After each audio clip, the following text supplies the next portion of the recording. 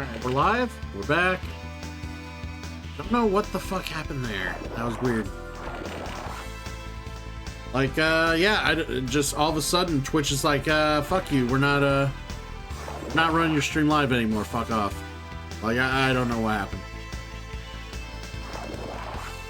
So, hopefully, yeah, that doesn't happen again, I hope. That's so weird. Oh, so weird.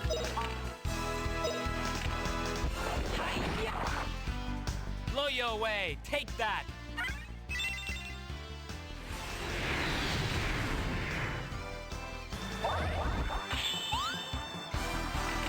Alright, get in there, fight these bastards.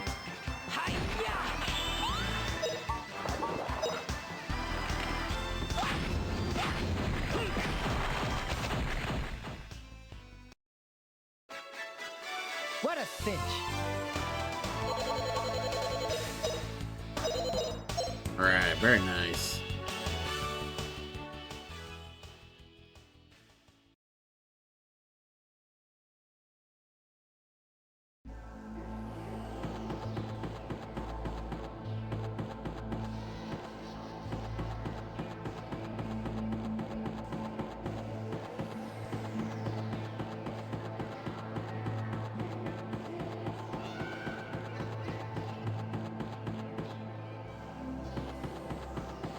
Alright, everybody there? Everybody can see me, right?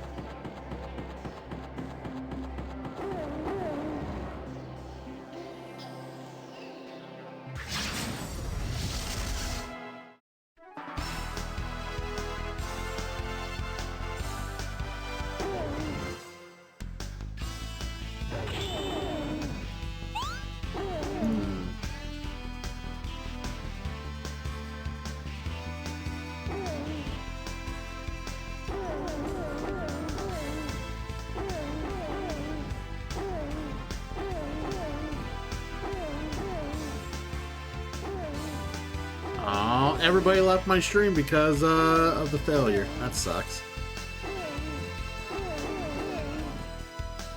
Alright. Well, it is what it is, I suppose. Yeah. Alright. Hopefully people show back up, so let's kick these guys' ass.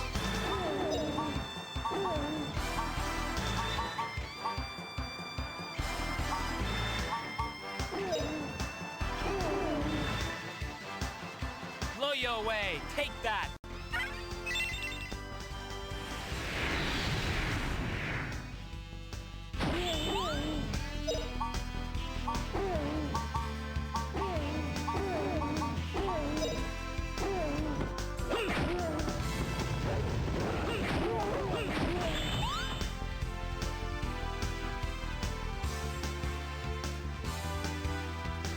Alright. She hit him with this whip? Okay.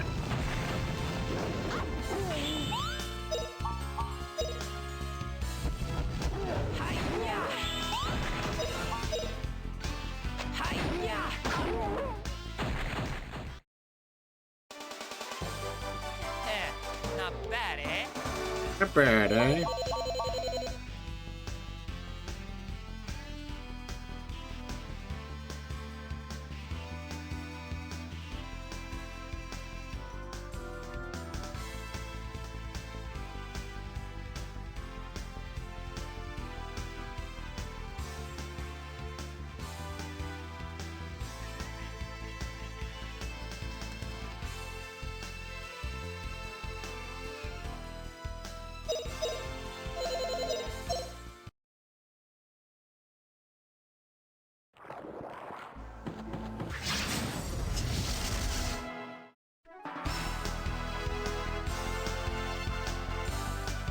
Oh, it is my initiative. Okay.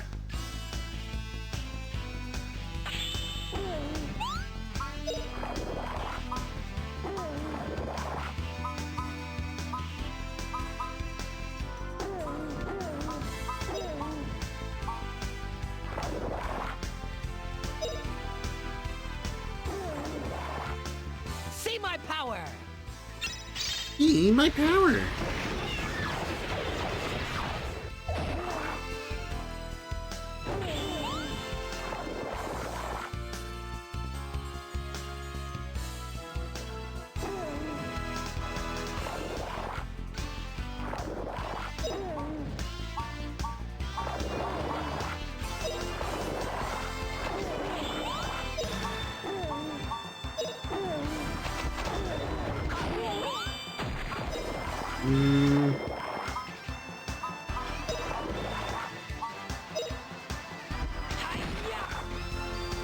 Now I'm really angry.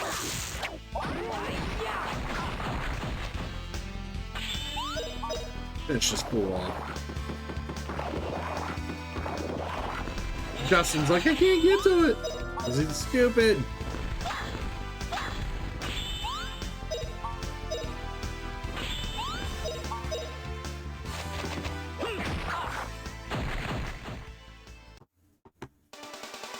All right, we won.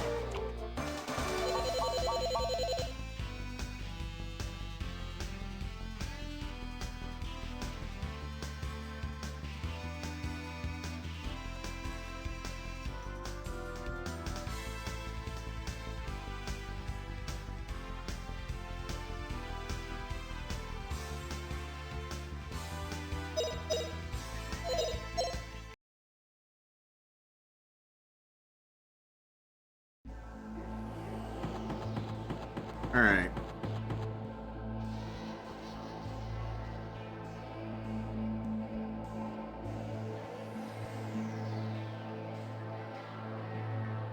Now I'm like paranoid whether or not my stream is working correctly or not.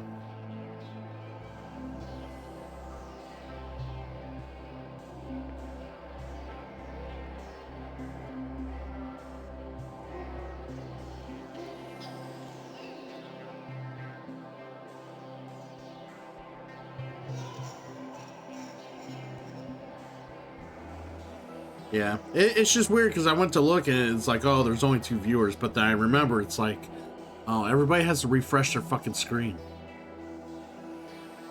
So yeah, that's why I hate when I really hate when that kind of shit happens. Like everybody, like it's on the viewer to like basically recover the number of the person who's streaming, or otherwise my like average just shits. Like, you know, people have me going in the background or whatever. I'm not like their main focus of attention. So like, it's just very annoying when, you know, an interruption, like a connection problem or a server problem from Twitch happens or whatever.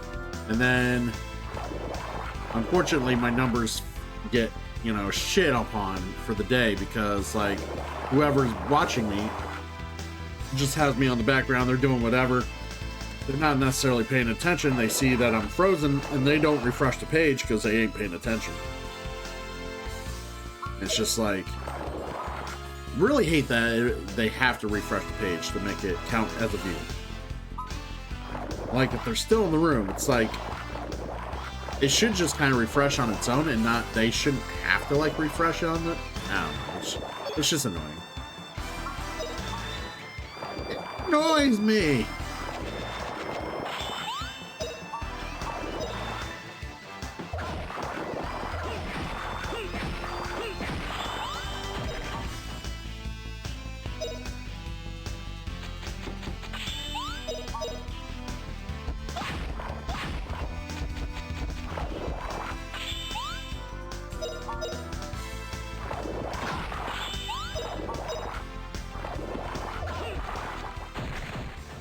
Fucking Milda got lost. I don't know how to get to him. Not bad, eh? Mina keeps running in my way.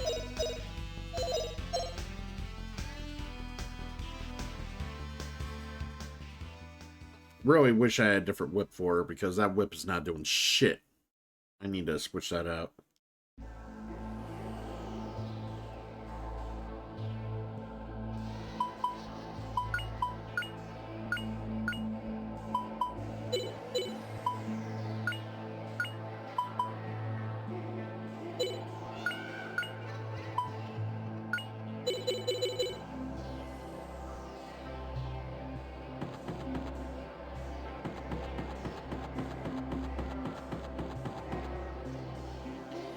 Oh yeah, I saw that.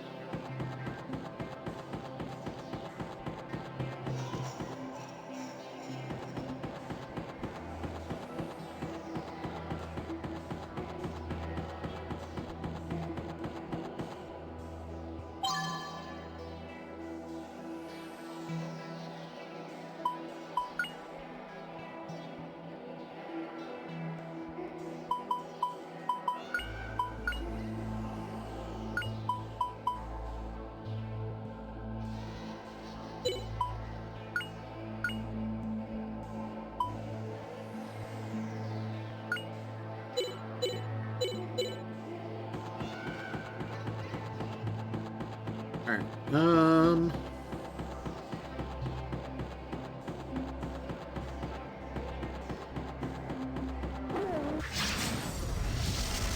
Getting ambushed by these Cerberus fires are pretty bad, so we like to make sure we're not ambushed.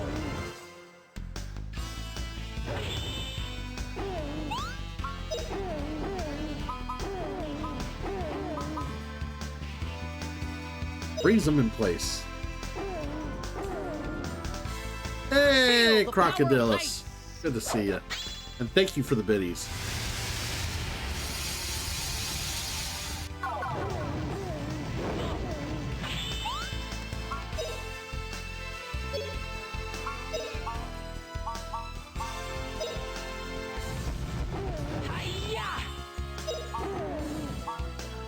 Doing okay. We just had a fucking technical hiccup. Fucking Twitch was like, you don't need to be streaming right now. Fucking kicked me out of my own stream. Had to reset had to reset OBS just to get back on. Like, literally, like, the stop stream button just wasn't working. Like, I think it was an OBS, could have been an OBS issue, I don't know, but it just didn't want me to stream. Oh, this is a problem.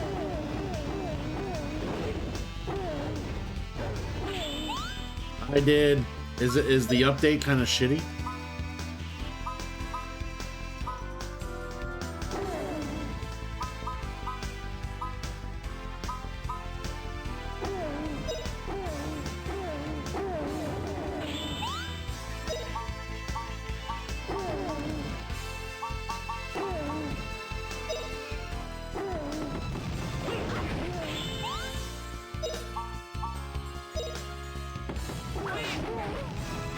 Oh, power of ice! Yeah, that's the first time I've had issues since the update. So.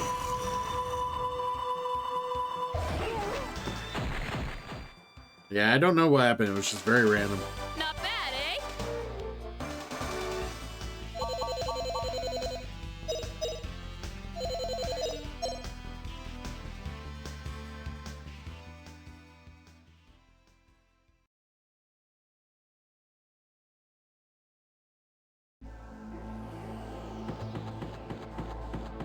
But yeah, everything going good in the homestead? Getting along all right? Getting along all right. Are you happy that your man Joe Hendry is the TNA champ?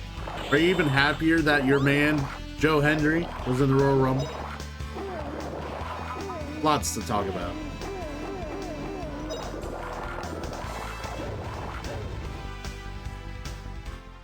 Gadwin's secret move. Dragon King Slice.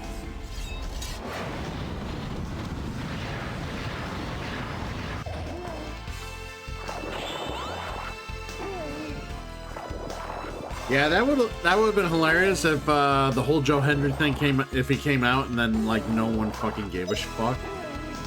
Oh my god, I would have laughed my ass off. Like, I know it's not funny, but I would have also still found it funny. Like,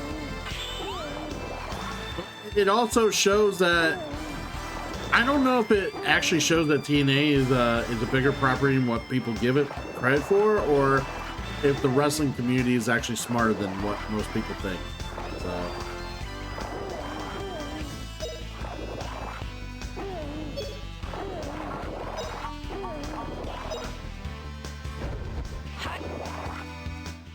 Here goes.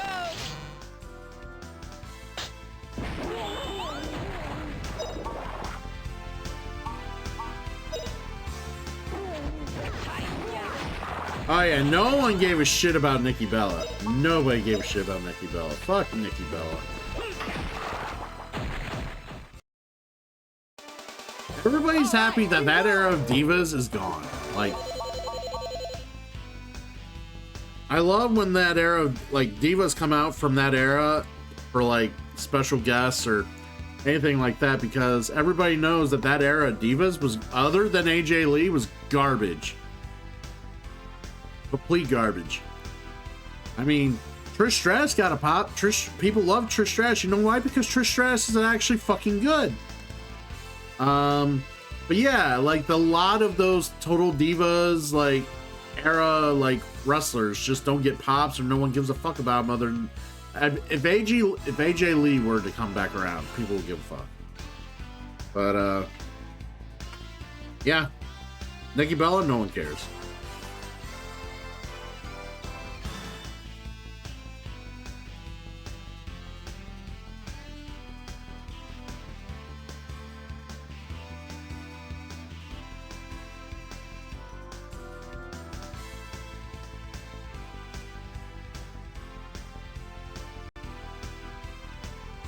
Yeah, of course. Beth Phoenix and McCool were alright.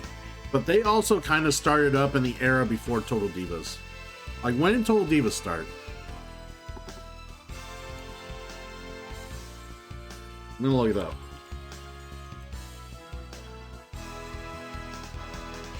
Alright, so 2013 was when Total Divas really started and becoming a thing. So, like, Beth Phoenix and Michelle McCool were already in the trenches doing good work before that started. And yeah, I know the Bellas and shit were there, but, like, we're talking about the divas that were primarily featured in Total Divas. Which is weird that, I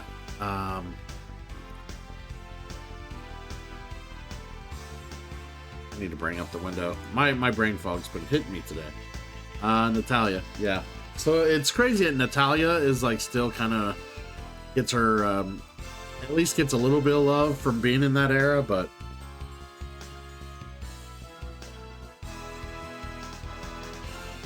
yeah, it's, I'm sorry. Like, nobody cares about the Bella Twins. They suck. They always sucked. They act like that people give a shit about them. See, there's influencers that are they do what they do because people respect them, but they treat people with equal respect. The Bellas think they're influencers because they think they're all that you know, a bag of chips. They think their shit don't stink, and they've always felt that way. And they figured the way they live their lives can influence others, and they always feel the need to, you know, they always felt the need to basically show the world that, you know, their lives are, you know, they're not perfect, but they should be accepted because they're not perfect, and blah, blah, blah, blah. The problem is they had zero respect for the fans they had. Just none. They didn't care. They never did. It was not authentic. Fans see that.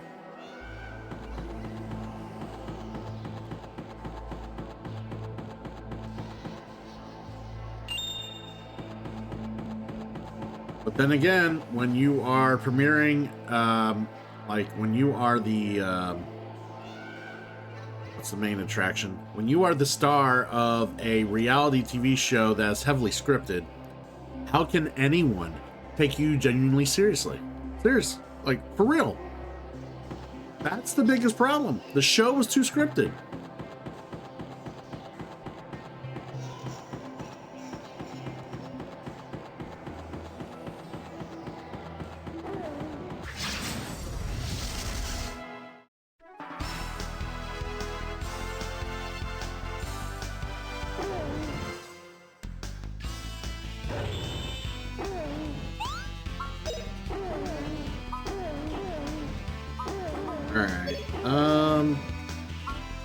Trying not to burn a lot of MP or SP currently, just because I know we got another room of assholes, several rooms of assholes to deal with here. So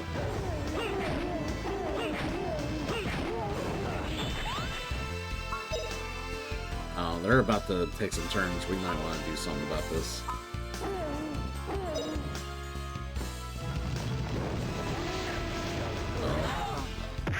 I'll remember this. That's what I was worried about.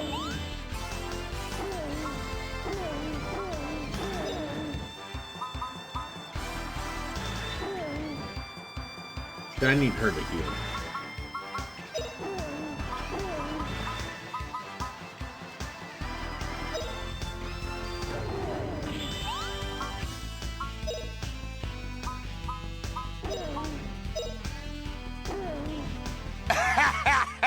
Here you go. Oh, wait, you serious? Let me laugh even harder.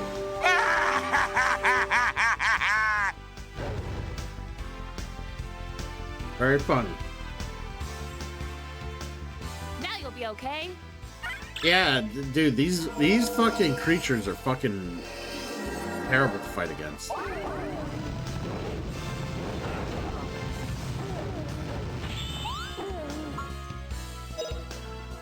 Alright, we gotta get him dead. Here goes.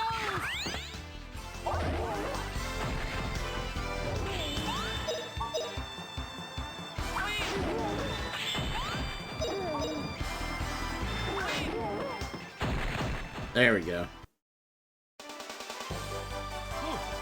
I had to burn a fucking resuscitation potion, but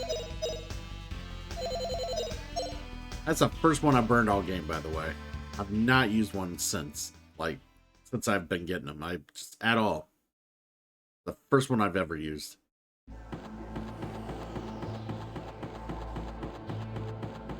But yeah, those things, God, Rap just has no magic defense whatsoever. It just fucking falls.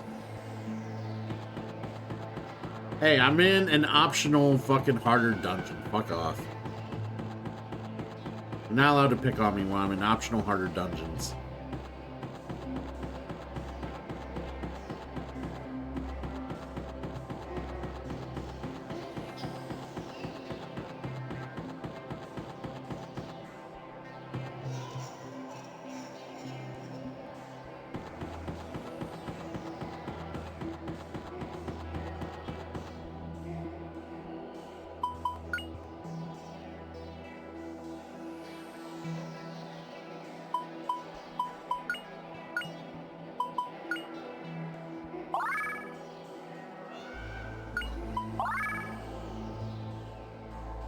Alright, we're just gonna heal up with the magic and then recover.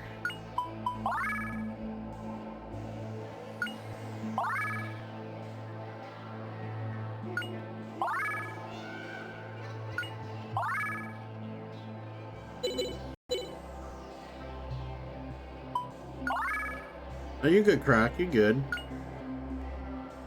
You,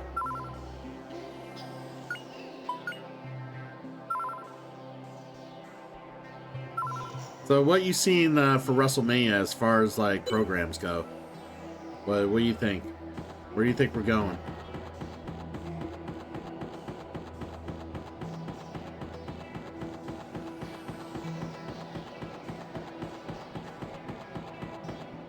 Yeah, but what's the payoff other than they're mad at each other? What's the payoff? What I want to know.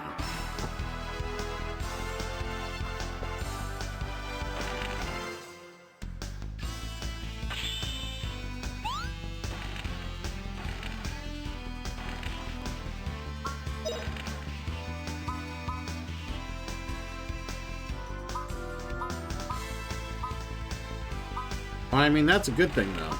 It's nice to not have to, like, know everything or pretty much see everything coming.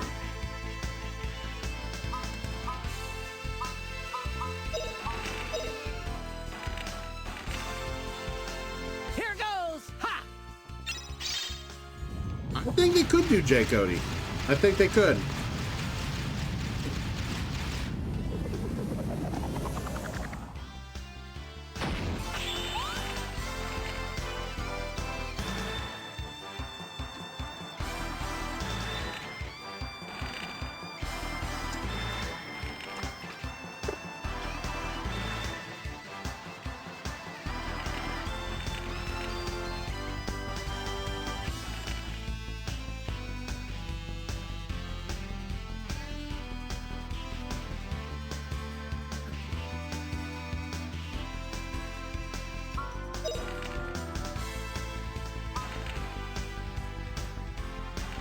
Honestly, this is the best way to get Jay to the heights of main event face stardom than you could ever reach right now. If you do this. If you do this. Jay chooses Cody, alright? At the end of the day, eventually he chooses Cody. He is baffled why he chooses him. It's like, I thought we were friends, this and that. Cody is recognizing he's losing more and more friends over the fucking title. Yeah, see, that's the thing about being the champ. It's okay to have friends as long as they don't go after your title, right? Well, eventually, maybe Jay chooses Cody because Gunther doesn't want to waste his time with him, and Jay doesn't want to fight a champ that wants nothing to do with him. Cody's at least respectable to give Jay the challenge that Jay is asking for. They have a falling out in the process to kind of towards the championship. Not a complete falling out, but you know they're getting towards that. And then, how come every time I'm in the middle of some rant, someone throws up? God, nobody likes having me talk about anything on here. Now we fight.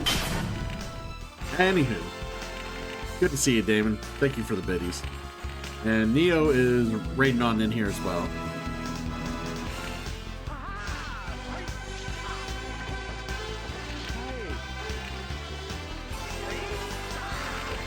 Shut up, Flounder.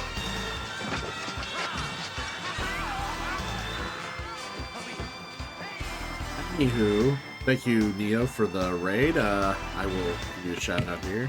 Or actually, I don't know. We'll see. I know Damon's at work right now, so.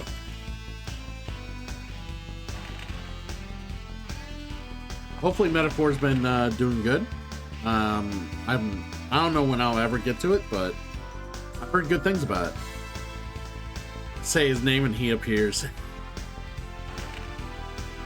So anywho, Cody and Jay, back to that. So they'll have a falling out, but not a complete like dissolution of their friendship.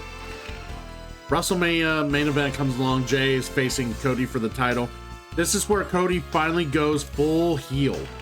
And not only does he beat Jay, he beats Jay to a pulp. I mean, to the point of like, you have to turn your head away. He beats the shit out of Jey Uso and the Yeet Foundation. He just destroys it. He fucking pummels Jay to the ground, leaves him a bloody mess for all the kids to see.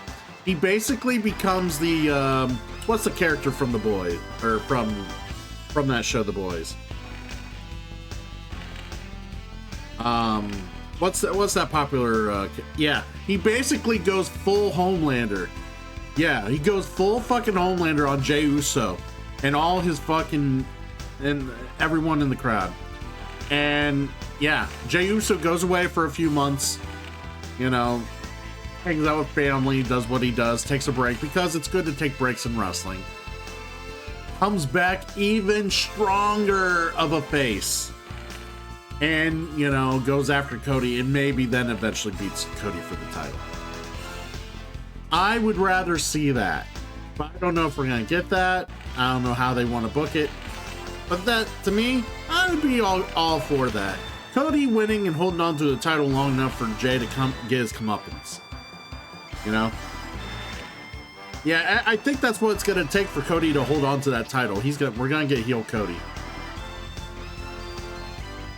And I think that's what's going to happen. I don't know if it's going to go full level to the degree that I described, but I would love to see it. Hey, Slop Girl. You're home. Exactly. Not only that, you have Jimmy doing that. You have Sammy going after Cody and being like, what the fuck's up? You have the Bloodline. Basically, Cody just starts beating the shit out of the Bloodline. And then you know who joins him along? You know who joins Cody and befriends him? Fucking Drew McIntyre. And then Drew McIntyre ends up being like Cody's best friend and fucking beating the shit out of people for him and whatever else. Hey, dude. I don't care that KO and Sammy getting round 900 at each other in their career, okay? They have always put on a banger of a fucking match when they work together. And I'm never bored of the series. Never bored. It's one that they don't shove down our throats. They revisit and tease it every once in a while, then they do their thing. They come together, they do their thing, and then, you know, it's back and forth. But it's not like main central focus that we have to worry about all the time. I love that what they've been doing with pro wrestling writing right now is interweaving plot lines. That is something that annoyed me about the McMahon era of booking and writing, was he almost pretended like everyone's like worlds and like feuds were isolated from one another. Like people lived on different universes compared to one another, even though they shared the same fucking locker room. I didn't understand the fucking like mentality, and none of it felt real. None of it felt organic, unless McMahon wanted it to make it more organic, and it just sucked. But now I love the interweaving of all these like of all these personalities sharing the world together, actually running into each other left and right in the locker room, actually acknowledging past histories all the time, actually giving each other, you know, the rub when needed because it makes sense to. I love it. It's been great. It's been enjoyable to watch. It feels, yeah, it just feels good.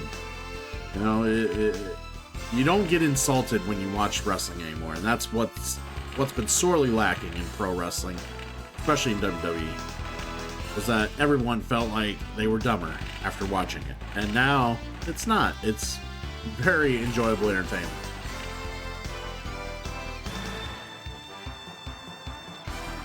Ha ha ha ha ha. That would be cool, Croc. I would mark out so hard for that.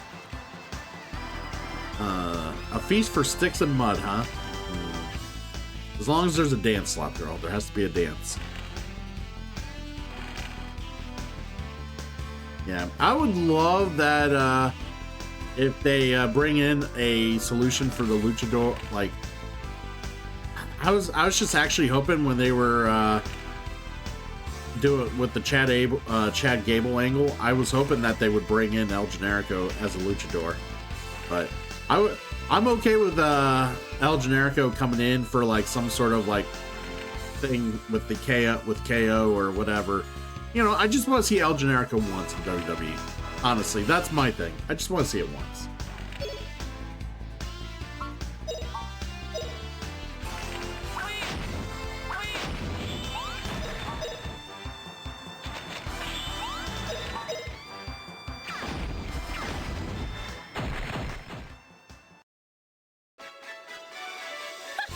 Pretty easy. Pretty easy, guys. Pretty easy.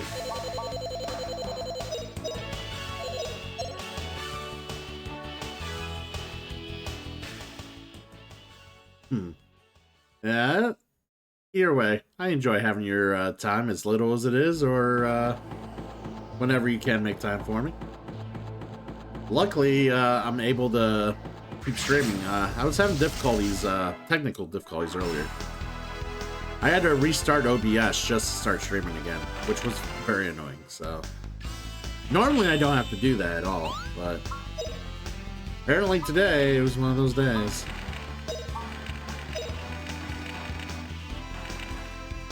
But yeah, either way, the road to WrestleMania is going to be fucking a lot of fun to watch, and I can't wait for WrestleMania. It's so much good shit. Elimination Chamber is going to be interesting.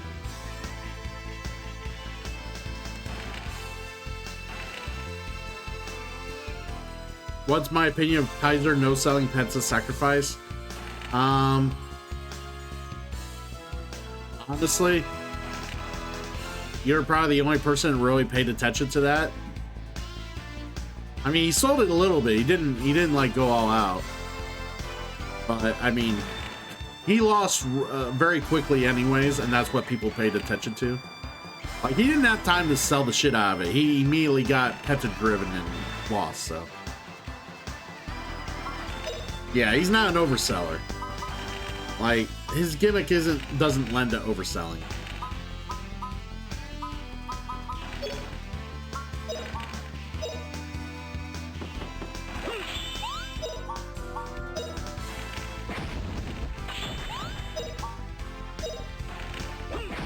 Okay, see, that's the thing. If you are leaning on fucking Vince Russo for pro wrestling, for pro wrestling knowledge, you're in the wrong fucking hut. Vince Russo, he finds the stupidest things to nitpick and tries to make a fucking pro wrestling podcast out of it. Sometimes he makes good points, but other times it's just him trying to get attention. Bro! Yo, bro!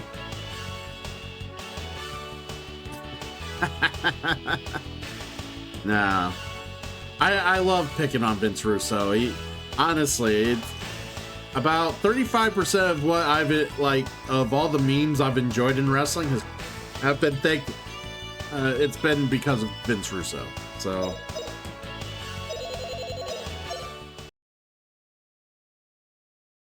Oh, I know. I'm aware.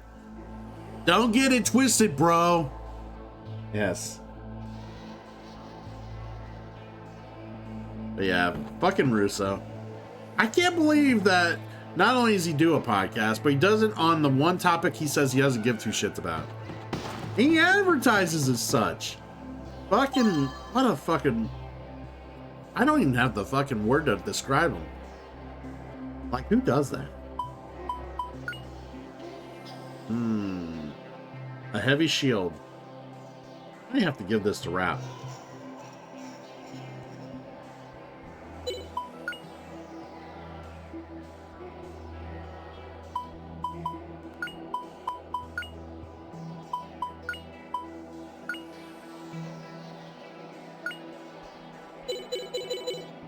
There we go. Yeah, I know. The problem with Cornette's all right. The problem with Cornette is that he dabbles too much on falling back and complaining about it's not like the old days.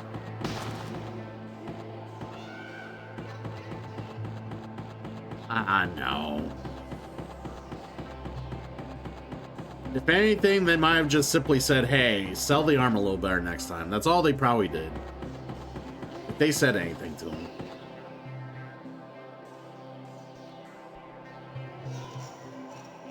Alright, let's just quickly recover and save here.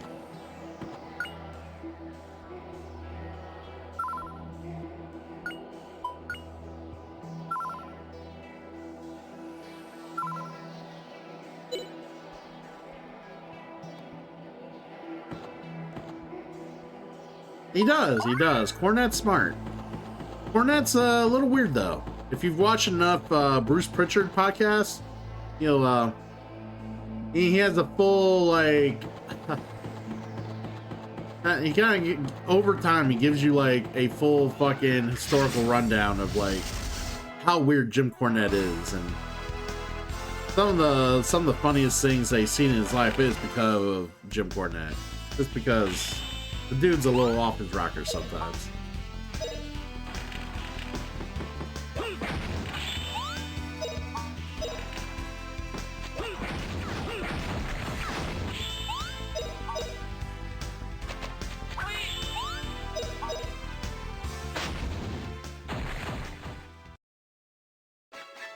Sorry, Milda, you're just not going to be part of the action today.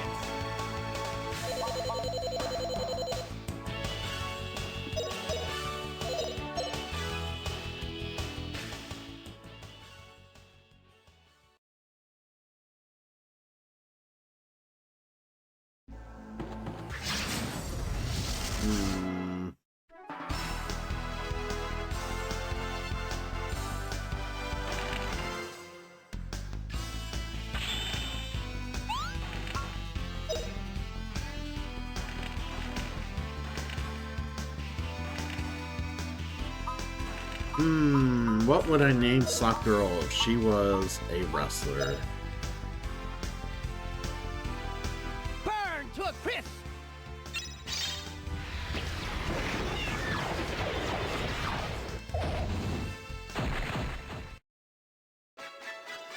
What a cinch!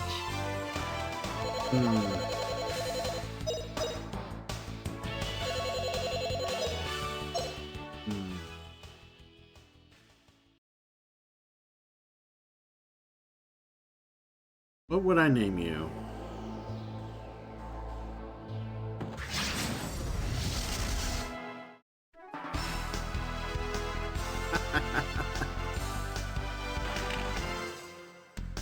Oh, come on, guys. You gotta make me really think about it. What's up, Vale?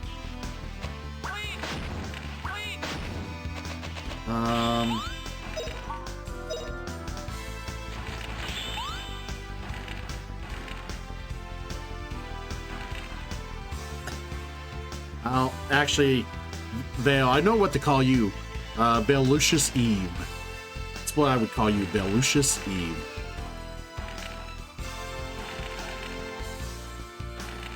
I'm trying to think of one for Slop Girl, because I'm like trying to think Damon the Pigeon.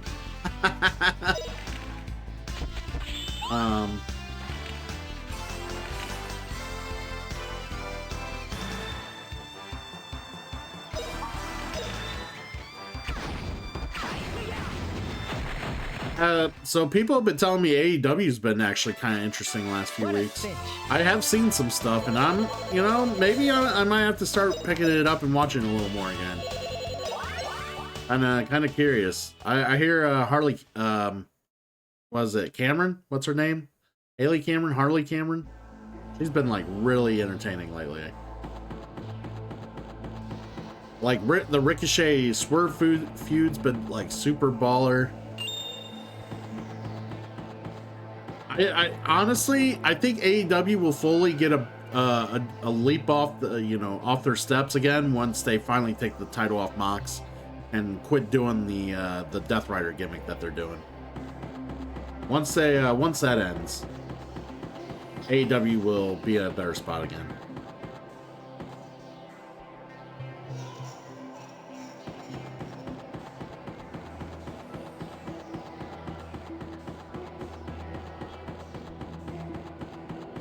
I'm trying to think of a wrestling name for Slop Girl. Dude, Jericho's never gonna take a break. You should know this by now. Jericho is gonna wrestle until he dies in the ring.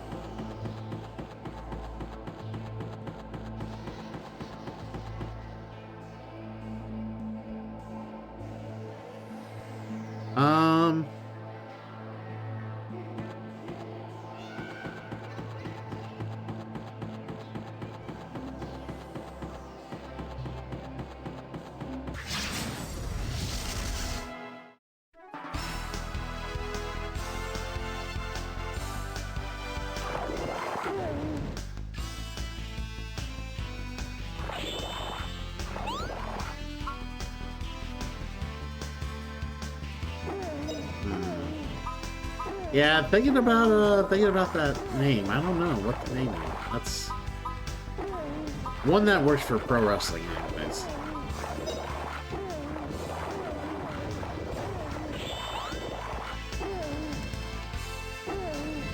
Well, first of all, them actually doing venues, smaller venues now, is really helping Croc. They have better lighting now, smaller venues. So it's. You can see a lot more what's going on. There are still things that are annoying, like Will Ospreay doing moonsaults in like a street fight, shit like that, when it shouldn't happen. When that sort of thing should not be a thing. But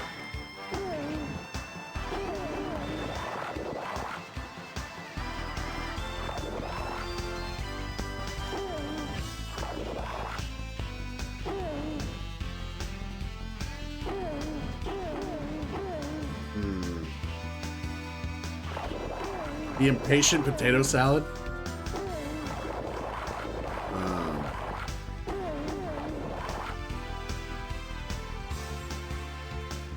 I don't know what I would name you.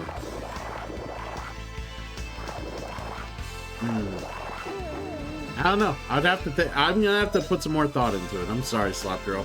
That's more thought than I can put into it right now. Distracting me from the game. Let's see. Burn to a crisp. As long as Adam Cole's friends are in AEW, he's not gonna come back.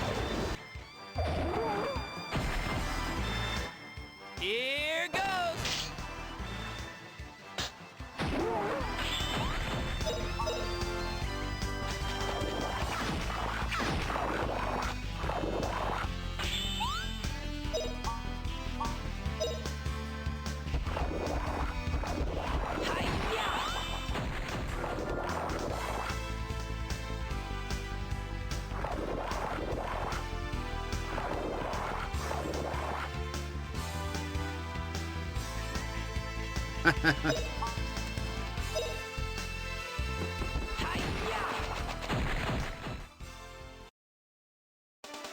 don't know.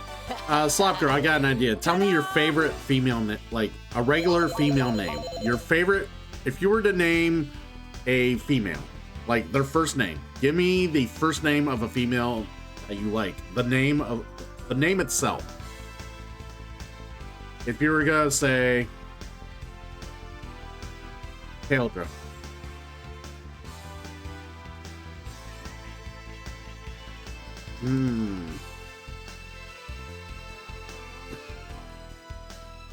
I would call you Keldra the Shitstorm Williams.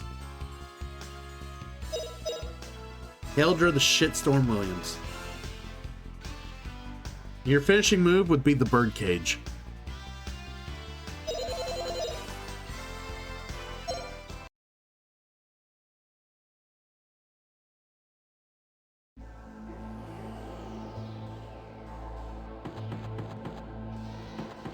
Exactly. There you go.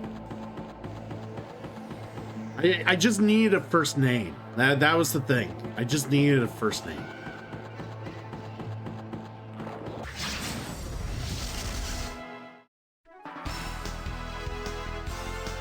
Maybe they bought ad space for from Twitch, Croco. Who knows? That's funny though. Oh, she can actually go in and beat him up. It's amazing.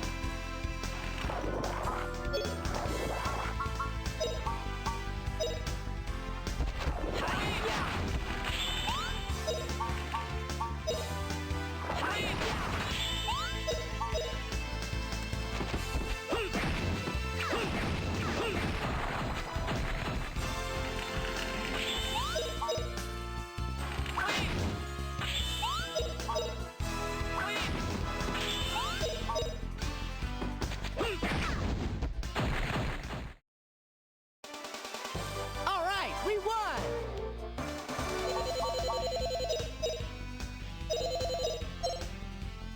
It's just fun to watch Milda just stand there in the fucking middle of the battlefield and not do shit because she's just a pack mule.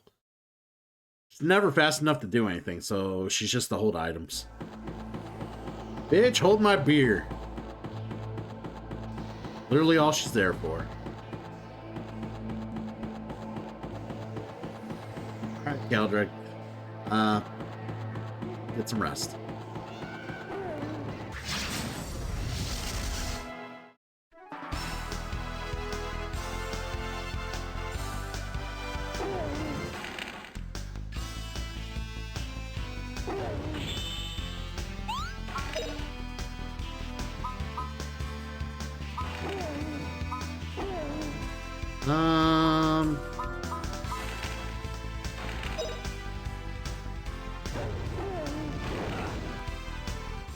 There's no use in hiding. No. Alistair Black's coming back. It's, I don't know how much longer he's got in his AEW contract. He's done with AEW. He's completely done. Like, but I don't know if he's having to sit out the rest of his contract or if it's up already or what's going on. It could also be a possibility that they're waiting until after WrestleMania to bring him back because of all the stories they got going right now. Like, it would make sense after, like, a reset button that they bring him back from after WrestleMania. Not bad, eh?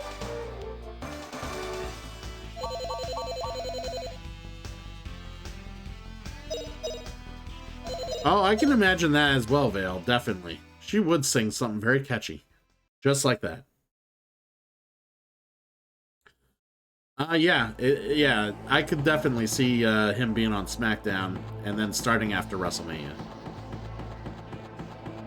There's been a lot of guys that they've had signed and then had them wait several months to bring them in. Just because they knew they were going to bring them in. They knew they were going to use them. Jake Huffo 2 is an example of this.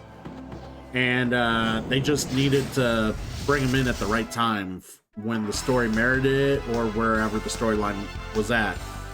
And I think that's what it's going to be like, basically, is they'll bring in Alistair Black for after WrestleMania, when all the storylines have kind of ceased or take a different pivot point or whatever else. You know who'd be the first person I'd want Aleister Black to go against? I would want him to go against Karrion Kross. Karrion Kross being, I think he would be a good antithesis to Aleister Black coming in.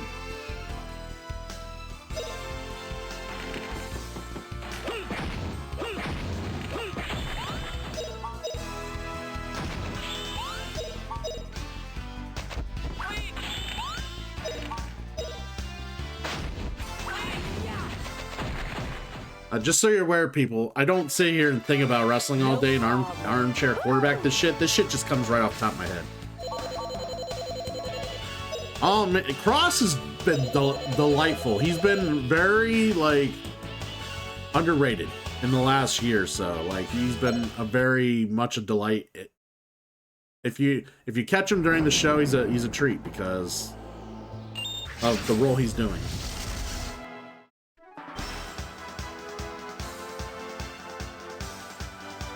Oh, shut up, Kalandra.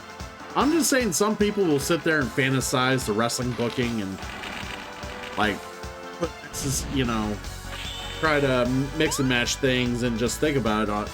I don't even think about it. I'm just like, this is where they should go. This is, you know,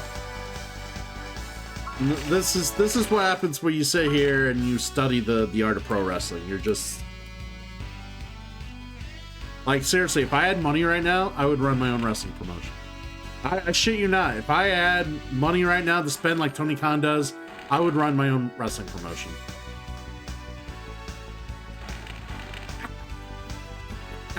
I'm rude to you. You've been rude to me. You hush. You can't call rude out when you've been rude yourself.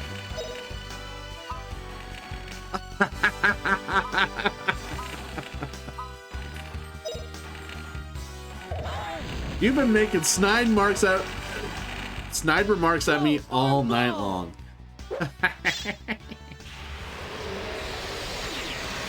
Damn it, I will not accept this. I mean, I would do both. Honestly, no, I would rather run a wrestling promotion over a game shop. I would run a game like a cafe, like a club, kind of like what there is near where we're at, but I would run a club, not an actual game shop. I would fund a club. I would not do a game shop. But I would rather have a pro wrestling promotion over a game shop. If I had all the money in the world.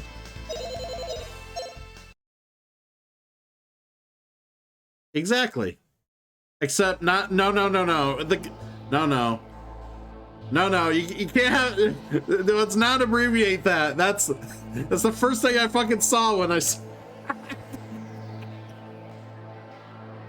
God damn it, Kalandra, with your very, very, very sly, sneaky comments.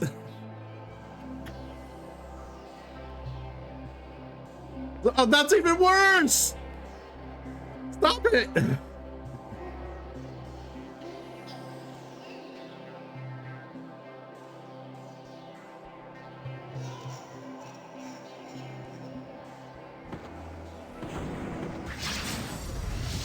I just want to say this for anybody catching the VODs. I do not advocate any KKK, any sort of KKK acknowledgement or KKK,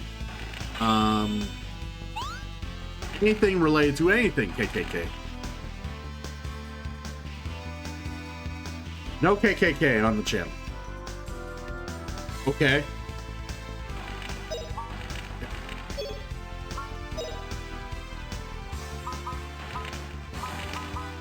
Jesus.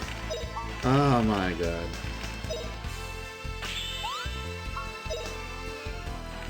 You guys are terrible. Burn to a crisp!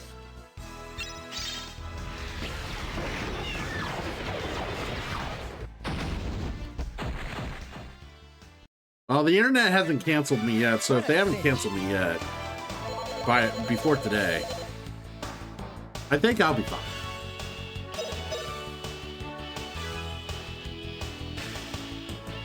I do, the cool kids. I do. Yeah, it's Christian Cool and the Cool Kids.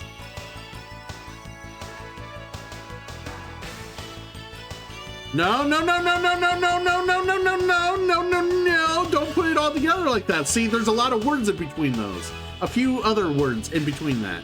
You don't scrunch it all together and, you know, try to cut out the fluff. The fluff has to be there. Put some buoyancy in between those hard K's, you know? Come on, guys.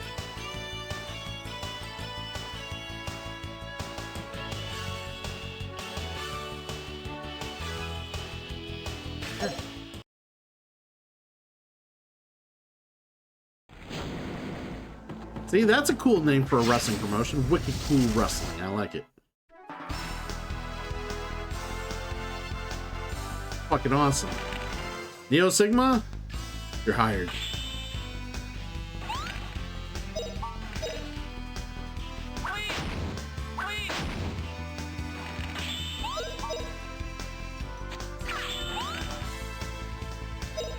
Why is that? Why is one of my announcers need to be from Boston?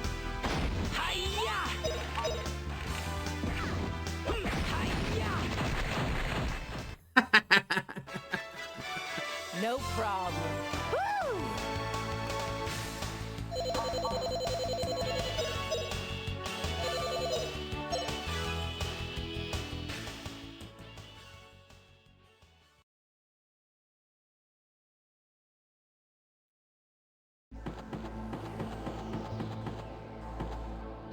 Oh man, yeah. If it'd be cool. Like I said, it's always been a thought of mine. Like if I had the money, like that's all. If I was just like, just fucking flowing in with money, running my own promotion would be awesome. Collaborating with other people very well invested, booking it, because I wouldn't be like Tony Khan. I wouldn't want to do it all on my own. I would have collaboration. I would bring in people who actually knew the business better than I. I would bring in, you know, other people, other passionate people who would, you know, love to work in such a thing. I'd be all down for it.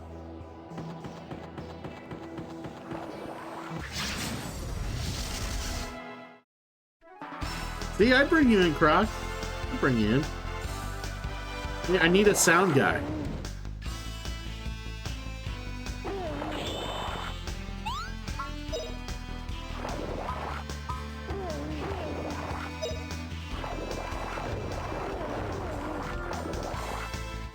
There's no use in hiding.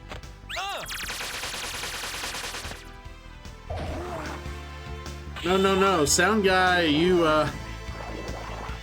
something sounds off. You're gonna hear me sound off. No, there's responsibilities for the sound guy.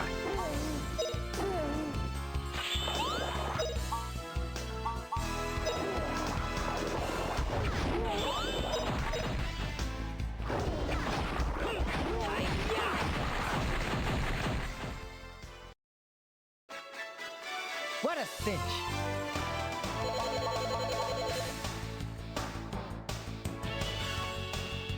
Hey. Do that.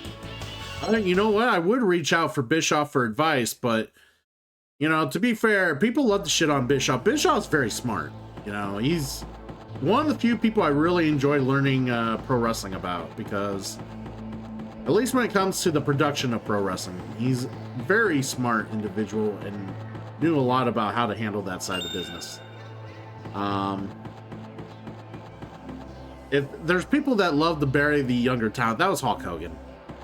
That was Hogan all the way. Hogan and Kevin Nash. Kevin Nash was all about burying, like, younger talent.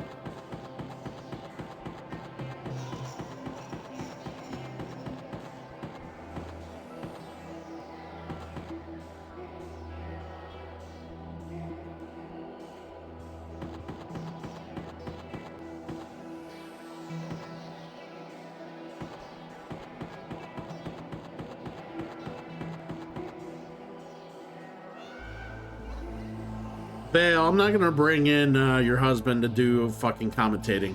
He's like 2 decibels above fucking Kane's voice box in the late 90s. There's no way I could bring him in and then have you be his translator. I'm sorry. People be wondering what kind of fucking operation I'm running. I love you and your husband. I mean, no, obviously no disrespect, but goddamn, you can tell I said that too. I don't care. He's a fucking good guy. Sorry.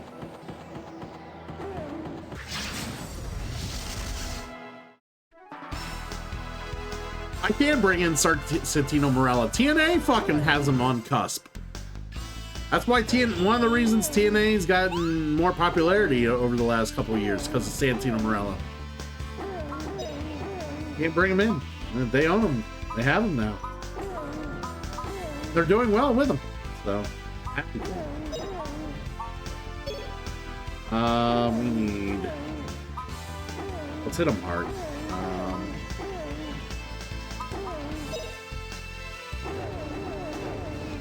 Oh, wind, twist like a tornado.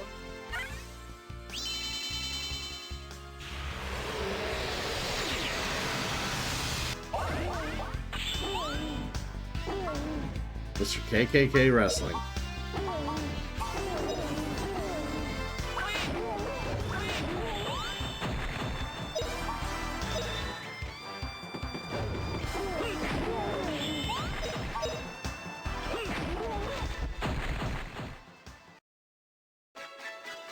What a cinch.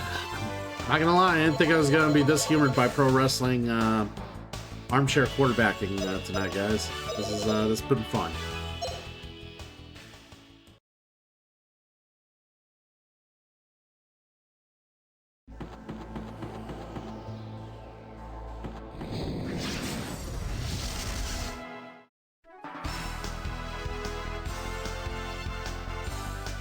I hate this dungeon, by the way. It's so long.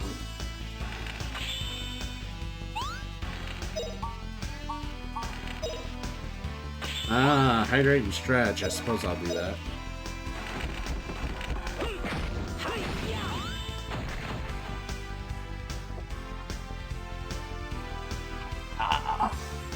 Ooh, ah.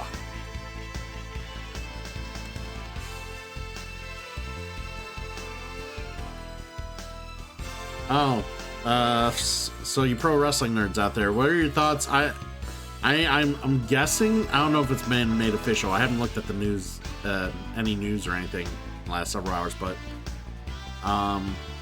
is it Bailey who wants to take on Masha Slamovich in TNA? I know there's I heard someone in the WWE roster wants to take on wants to go to TNA and do stuff and take on their champ, and it was a woman, their women's champ. So I'm just curious. It's like, is that Bailey? Because I heard Bailey was interested in going to TNA. So thinking 2 and 2 put together.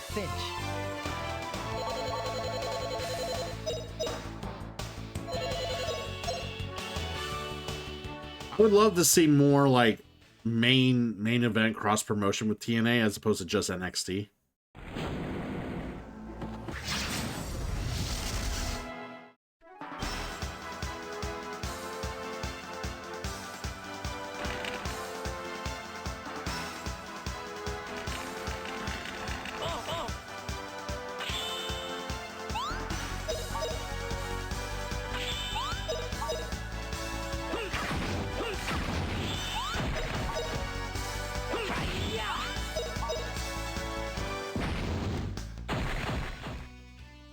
Yeah, beat him up. Ta-da!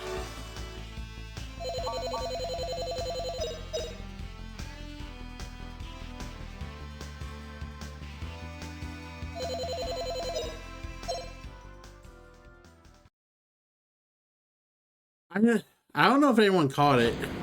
You guys are mentioning it. What blew my mind was when Joe Hendry came out during the Royal Rumble. They said he recently defended his TNA championship against Nick Nemeth. They didn't even refer to him as Dolph Ziggler. They referred to Nick Nemeth as Nick Nemeth. I was just kind of like, whoa.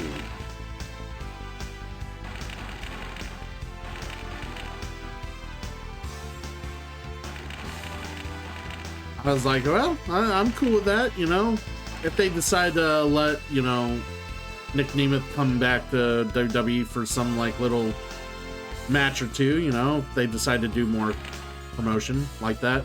I do remember Nick Nemeth saying that he has no interest in doing any like WWE cross promotion because like I've spent however many years there. Why do I care to do that? Like he doesn't really care to do so.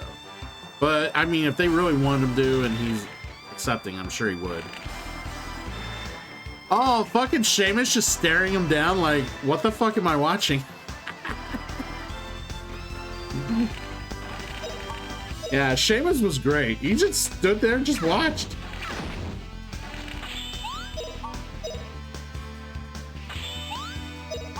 Oh yeah, they're totally respecting TNA as a brand, and I love it. Like, I just...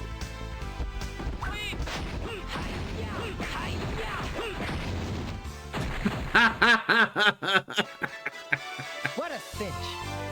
Yeah, I know. I was enjoying that. Yeah, it was good shit. There was a lot of good shit in that Rumble. Seriously. It was one of my more favorite Royal Rumble events in past years, honestly. But yeah, they did a lot of fun stuff in that Rumble, and I was happy to watch it. Like, I gave the Rumble overall a B. Like, it was a good, solid Rumble. I just thought it was a little too... my thoughts on the Rumble, I thought it was a little too... what's the word? There was too much of a formula. Like, in the men's Rumble. I didn't like it. It was like every couple guys, and then there was a big hoss that would toss out 2 or 3 dudes.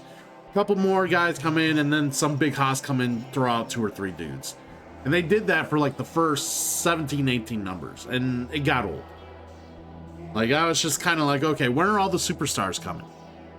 Like, that, and then the ring started filling up because all the bigger names were coming in. Like, it was just like, okay, now we're doing this.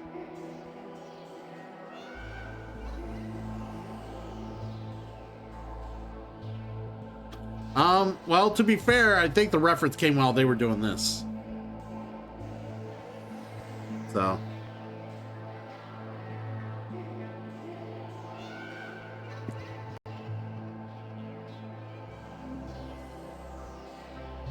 Yeah, Mysterio's 50 years old. A lot of people were saying that recently. They're like, wow, Rey Mysterio's only 50? Like, I don't know what's more shocking to people, if he's only 50 and not older, or if he's 50 and still going as well as he did, and they think that's old. Like, so much modern medicine and yoga and shit has really made wrestlers be able to... And the fact that wrestlers are not fully pumped with steroids and drugs and shit like that back in the 70s, 80s, and 90s. And into the 2000s, of course. But a lot of that has been all cleaned up. So you don't have to... A lot of wrestlers are able to wrestle well into their 50s now and go. I mean, Jeff Jarrett still fucking performs great. He's what, 56, 57?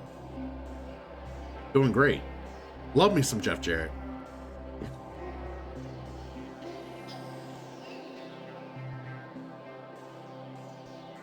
Oh man, the fact that I saw, you should have seen me. I was marking hard. I love Roxanne Perez. I'm a big Roxy fan. So like, seeing Roxanne Perez get number 2, I really, honestly, they almost had me believe that they were gonna let an NXT girl win the Rumble and have her choose. Like, that would have been a cool way to call her up, but I was super, super excited about Roxy. I was so glad they let her, like the Women's Rumble went on forever too. Like, it went long, and they were like, oh yeah, Liv and who else? Io Sky were in there for like 65 minutes or some shit, and that broke Bayley's record, but they didn't break the record because fucking Roxanne was in longer. Like 67 fucking minutes.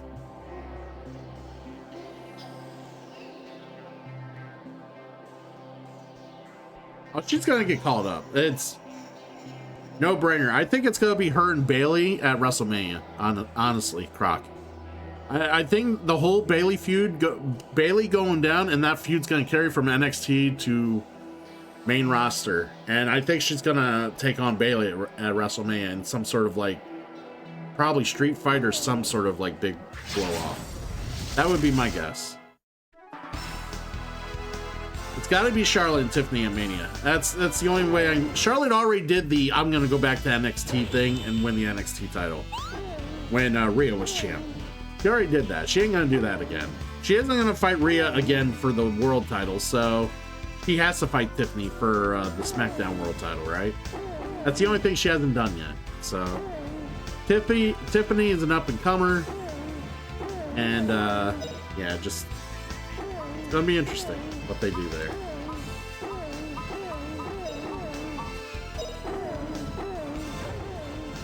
Burn to a crisp. Yeah, I don't see them doing Charlotte and Rhea 3.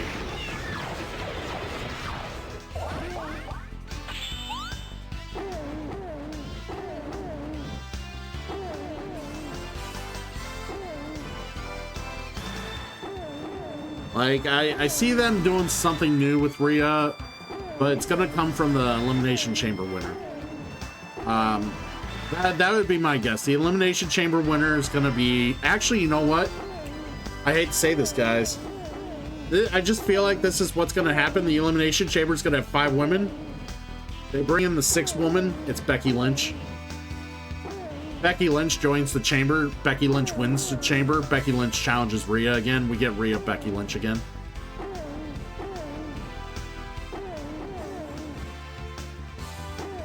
That's what I see happening. I hate to say it, but that's what I see happening. I don't want to... I honestly, I'd rather see something different. I could see them doing something different, but I also could see them doing Becky Lynch.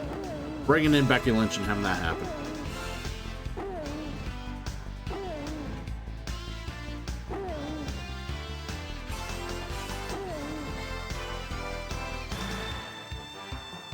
Oh, Vale, it's called liposuction. Charlotte did some liposuction and put more plastic on her face. I swear, she has more plastic on her face than a fucking, than a hockey goalie. Seriously.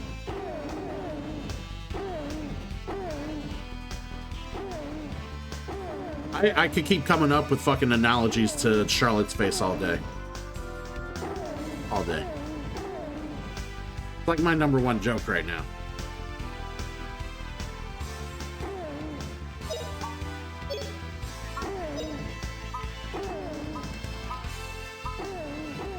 A little house slash, please.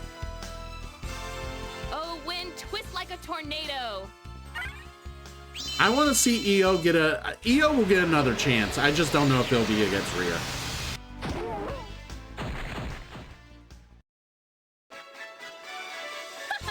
Pretty easy. How would you guys feel about Asuka coming back and then Asuka going against Rhea? Let's not put Becky Lynch in that spot. Let's put Asuka in that spot. Asuka comes back, wins the chamber. How you guys feel?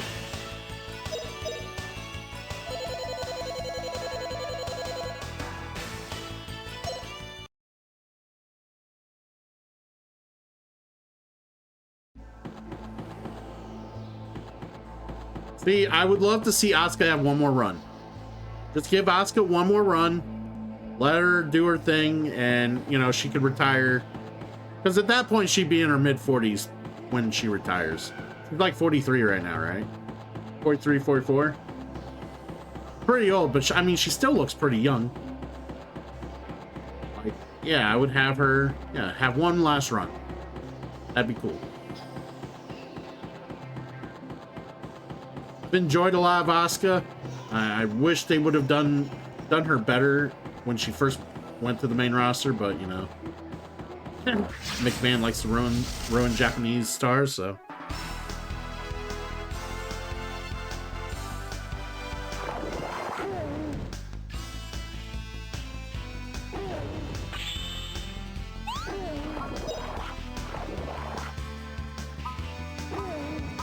Yeah, it would. Hell yeah. Agree. I mean, she's just been having some, like, think she's been having the same issues Sonya Deville had a couple years back, where Sonya had that stalker. I think she's having some troublesome fans that are like harassing her.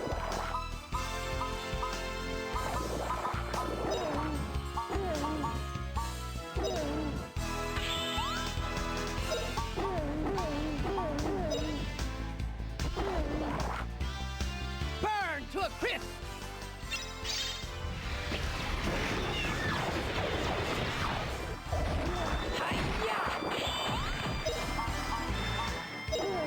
Go get him, Rat.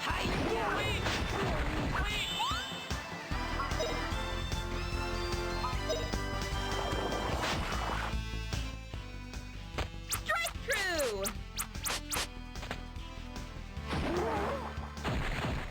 Very nice. Pretty easy.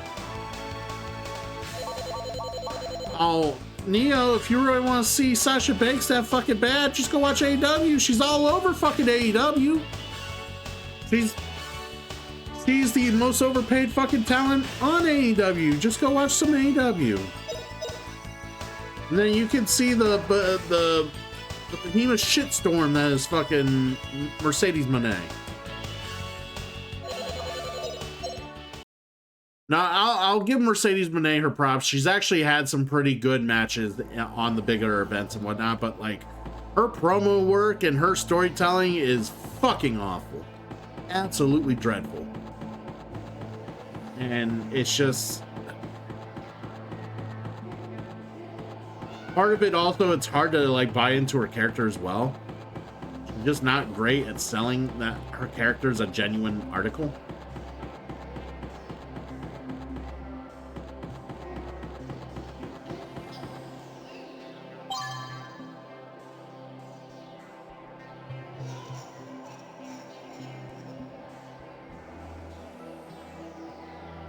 Well, she also won the championship around the time that there wasn't a lot of the main eventers either just had the title or were injured.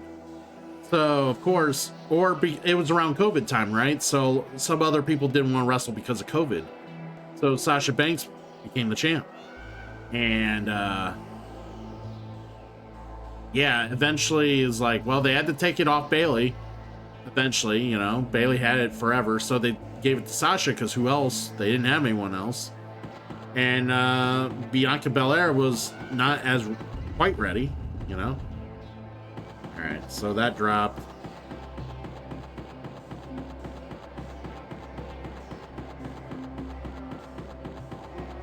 I don't know. I was just giving you shit, Neo. You were just like, I want Sasha to come back so bad. I'm like, she takes up like 10 minutes of AEW's fucking airtime, so you can get 10 minutes of her every week.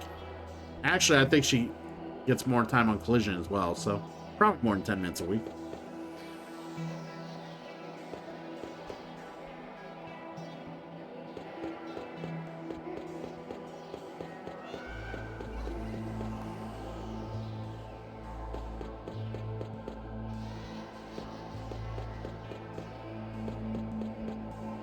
All right, we're not grabbing that thing yet.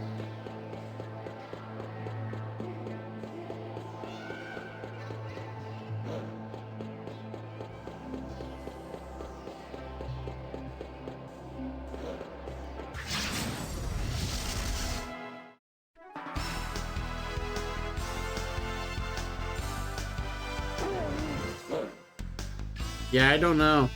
I mean, she would have came back already if WWE was willing to pay her what she wanted, which was way too much money. She thinks she's worth fucking... I don't know how much she was asking for, but she was probably asking for more than what their main event women actually make right now, and they were like, no.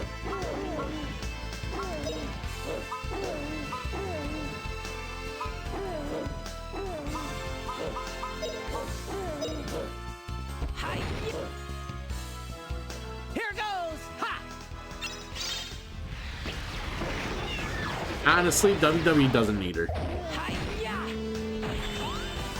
Which is why they didn't sign her. Like, when as soon as, I'm sure as soon as she said, this is how much I'm asking, they're like, nah, we're good. It probably wasn't even that lengthy of a fucking discussion. They were just like, oh, okay, well, no, we're good. But Tony Khan's willing to pay good money.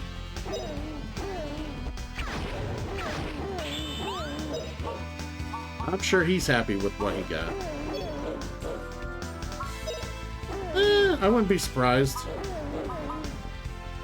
It's hard to gauge with Paige because like she came back to AEW making it sound like she's gonna make this grand return and be able to do everything she couldn't do in WWE, which was wrestle, because WWE wouldn't let her wrestle because of her prior like injuries and stuff like that. And then she starts on AEW, wrestles like 2, maybe 3 times at tops, and then does a bunch of managerial work. Like she's in a stable where she's the manager most of the time, or she's in tag teams where she barely does anything. And it's like, I thought you were gonna wrestle more. I thought you were gonna do all this like shit that you weren't doing in WWE, and here you are doing all the shit you're doing in WWE. Like, what the fuck happened, Paige? Like, did you tweak your neck? Did you realize that maybe coming out of retirement was a bad idea? That girl is a fucking book full of bad ideas. And her history shows that, so I wouldn't have been surprised if she did something to her neck. She told Tony, and Tony was probably let down because she lied about how bad her injury was, and Tony couldn't trust her. And I would not be surprised. I mean, Tony, you know, obviously did the let her win at All In. Did you not know about Ruby Soho? She's still in AEW. She had a baby. I'm trying to think of the guy. I'm trying to think of his name. Cool Hand Luke from 2.0. She had a baby with him. They ended up actually dating. Like they were having a romance thing on the program, but they actually ended up starting dating in real life, and he ended up being with her and having a kid with her and everything. So.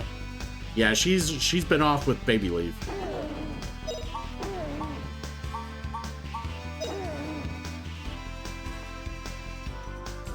Come on back for more.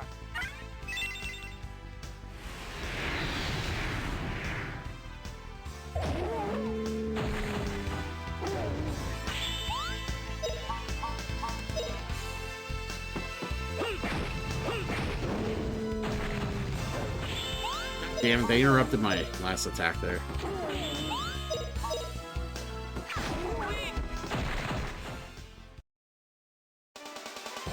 Not bad, eh? What's weird? What's a weird experience? That 2 people who work together end up realizing they work well together, they date, and they have a baby together. Oh, yeah. So Dominic Mysterio is the biggest proponent of that because he's had Rhea hanging all over him for so long. Now he's got Liv hanging all over him currently right now. And he's a very well engaged married man. You know, he's very well very down-to-earth married man. I was trying to find a different synonym, but down-to-earth will work. But he's a very strong down-to-earth married man off camera. So, like, and his wife's super cool about like, because she knows it's a job, it's an entertainment business. So like, she completely is okay with him like having Liv hang all over him and doing whatever. Obviously it's just for show. But yeah, Dom is like gotten very well respected in the WWE locker room. Like seriously, Dom Mysterio will be a world champion down the road. He'll probably be like the Miz when it comes to like when he wins the world championship. We're not going to expect it, but he's going to win it. There is, and it's happened before, obviously. Edge, Lita, Matt Hardy, that sort of thing, but there is, but like, I don't know if Dom's actually traveling with Liv. That's the thing. I don't know if he's actually traveling with Rhea or traveling with Liv, or I think he travels like with other people. And that's the scary part. It's usually when they travel and spend so much time with each other, that's when it escalates. I don't think he actually travels with them. I think he travels with like maybe JD or maybe Carlito or whoever else.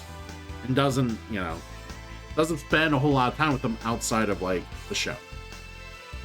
And he's, like I said, he's a good dude, real good dude. Very, like I said, very. I think he's a very respectable human being. He's not. And I think that's why he plays the heel so well, because he knows what he hates to see out of people, the type of people he just disrespects or dislikes. I think he understands what he hates in life when it's the worst of people. So he's able to really draw that out when people shit all over him. So he's really good. Deep down, he's probably one of the best upstanding people in the locker room. He's a very good dude. And yeah, I think it's crazy that as green as he was when his dad brought him in, he's good. He's so good. He got so good so fast. And he's only 26, 27 right now. He's got so many years ahead of him. And he knows that. And that's the other thing. He's not looking for, a spot. He's not looking for, his chance at being the champ. He knows he's got time. He knows he's got to run. He's blessed with what he has. He runs with it. And he knows he's always got a spot because he's what he does is well respected. He's respectful of others. He's very true. He will be a locker room leader here in the next few years for sure.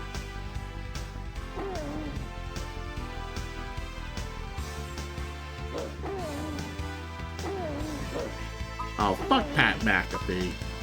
Oh my god. Pat McAfee, he cracks me up.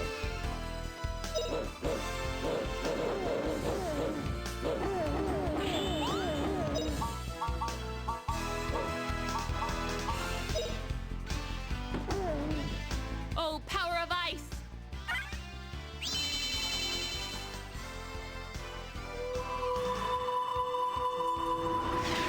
My opinion of Pat McAfee is I don't mind him in commentary, but sometimes he can be a little too much. Honestly, my thing about Pat McAfee is that he tries to get himself over way more often than he does trying to get the talent over sometimes. I'm not saying all the time. I'm saying there's just times where he just kind of says fuck it and does what he wants to do, and he tries to get himself over. And I hate that.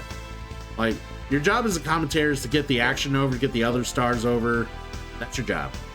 Not to get yourself over. That's not what you do in commentary. And that's my thing about Pat McAfee. He's a good commentator. He can actually be a very, like I said, he can pick out and say things in wrestling that other people might miss, and he's pretty good at acknowledging stuff. But oh man, and when he gets into his fucking uber nerd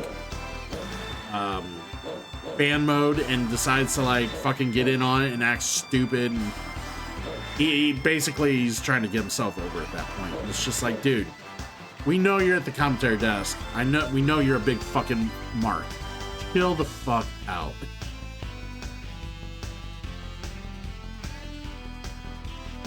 Right. In a sense, at that point, see, when you're when you're a talent wrestling on air, like he was in NXT, then yeah, you do all the things he's doing now. You're trying to get yourself over, you're trying to get the story over, but you're dressing something, right? But yeah, he still wants to feel involved like he was in the ring, and sometimes that gets annoying. I don't care if McAfee, if you're involved, shut the fuck up, sit down, and call the action. But yeah, that's the thing. Just sometimes it just annoys me just a little. He goes a little too far. So, and then what's worse, Michael Cole fucking runs with it. Michael Cole isn't there to be like, Mac, Pat, sit down. It's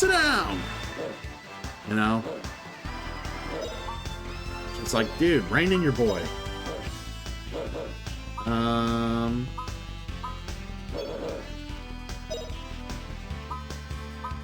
Good mill the kick. Here it goes!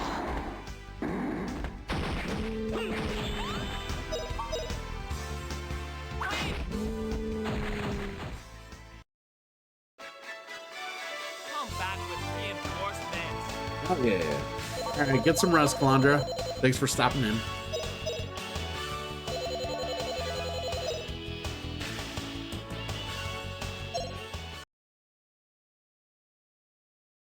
Yeah, I don't know if he ever will, but, you know, there may come a time where Cole is just like, okay, maybe we need to quit doing this bullshit. And there could come a time.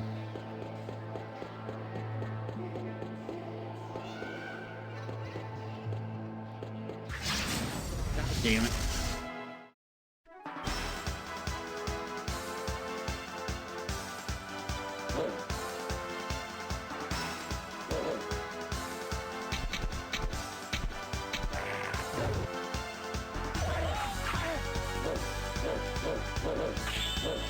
Alright, we need to calm these dudes down.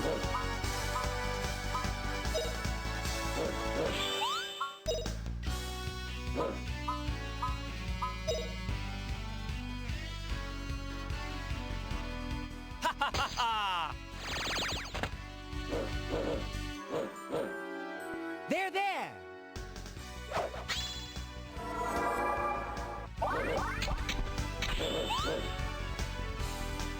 Oh, you love Corey Graves? Corey's not bad. He's not bad. My favorite announcer is McGinnis. Nigel McGinnis is a treat to listen to and fucking, especially when paired with Tony Schiavone. Like, Tony Schiavone is one of my favorite legendary commentators, but like, Nigel McGinnis is so good. Like, he's so great. Sometimes I think Corey Graves is a little too produced, a little too rehearsed.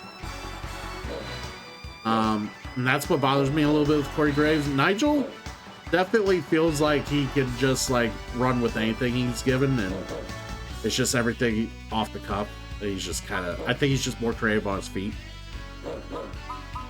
So yeah, definitely a fan of McGinnis. Which is why he was winner of the, he was the top announcer winner in the Observer for the last year.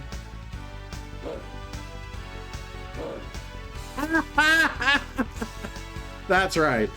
Thank you for that. You know, man, I love it. See, Tony Schiavone's good at calling it how it is, and that's why I love sometimes. Like, I hate it when the announcers try to insult the people's intelligence. Sometimes the announcers need to be people themselves, and Tony Schiavone's real good at playing that roles. It's just good shit.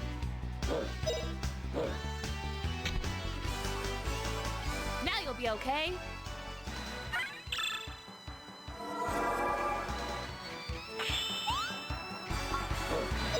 All right, split them.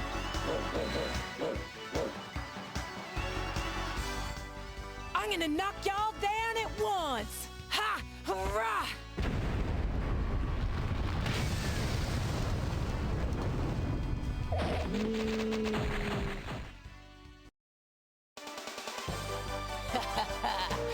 Ta-da!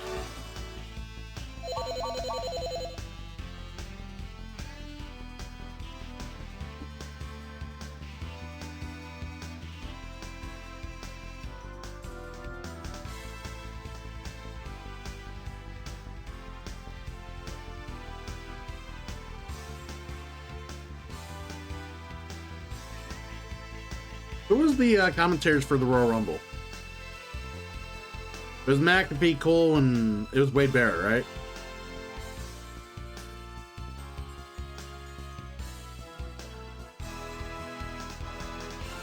Yeah, I just honestly, I just think Corey Graves. Okay, I'm gonna say this: Corey Graves has been on color commentary for so long on the main roster. Like, you obviously need Michael Cole in the position he is because he's like the lead, like he's the head like producer for all that. But like, he has a job title at the head of whatever. But like, it's to freshen things up. Put Corey Graves somewhere else that, like, NXT's been like Booker T and what's his name, Vic, for so long.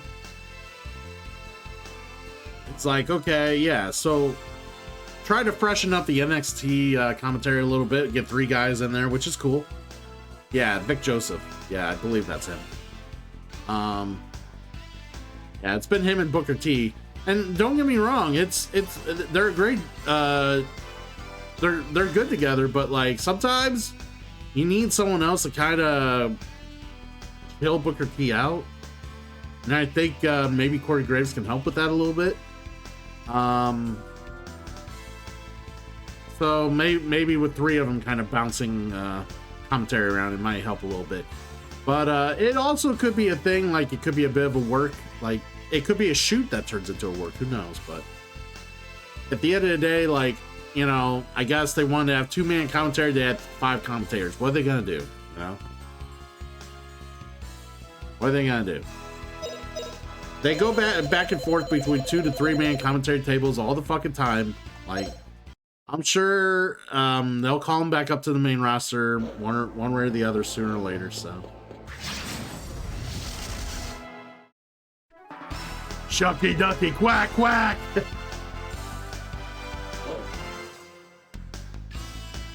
Yes, I know, McGinnis was so good.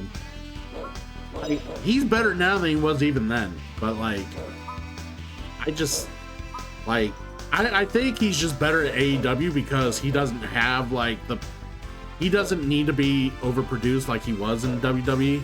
Because that was the problem. McMahon ran everything, or he had a style about how to do everything, so it was just a little less in NXT just because McMahon wasn't personally there all the time.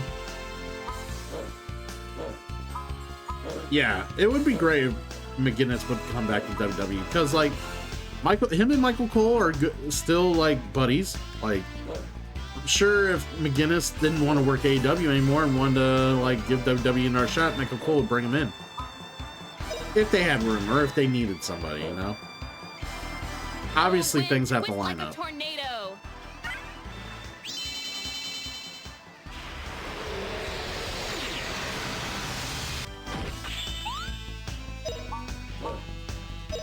These Wolfmen are very resistant to magic.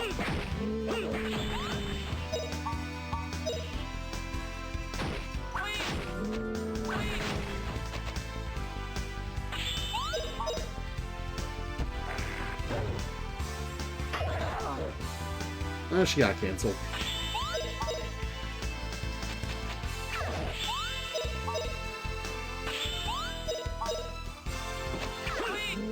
Yeah, if we only end up doing this dungeon today, I wouldn't be surprised. This fucking dungeon's kind of long.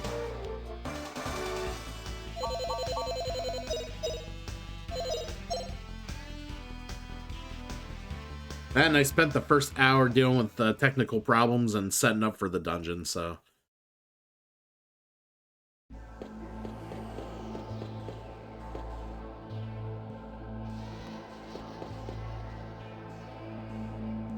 Alright, so it just goes there.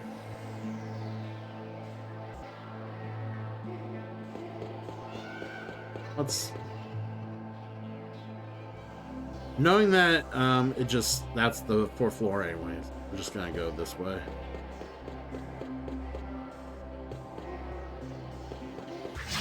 God damn.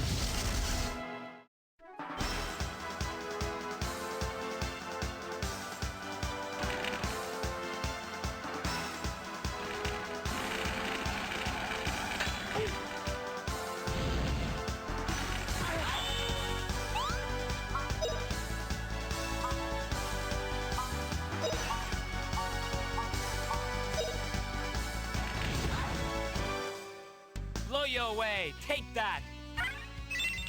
Get him.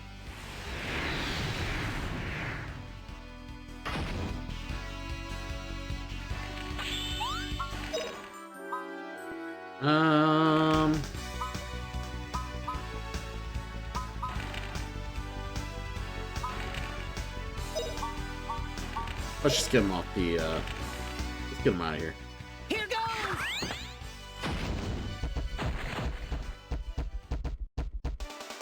Sorry, Milda. You're last again. Damn it.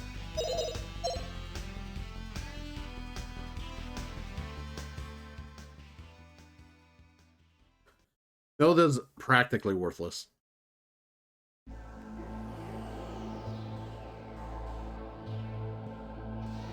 All right, magic.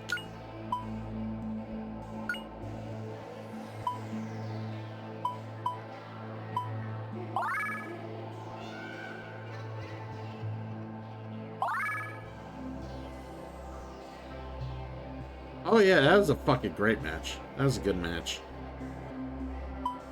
It disappointed me because I was hoping for something similar to that with them and Mercy Machine Guns at the Royal Rumble, and they did that fucking shit dirty finish, and I was like, why'd we ruin such a good fucking 2 out of 3 falls match for this?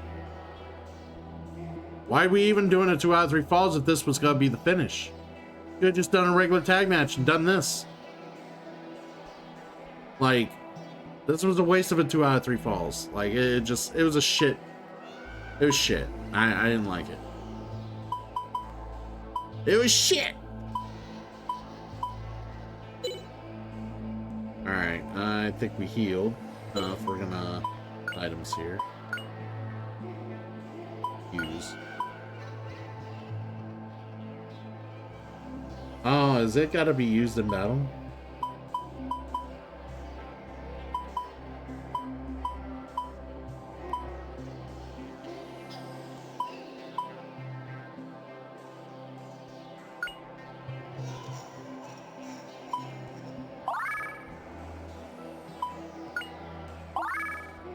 There we go.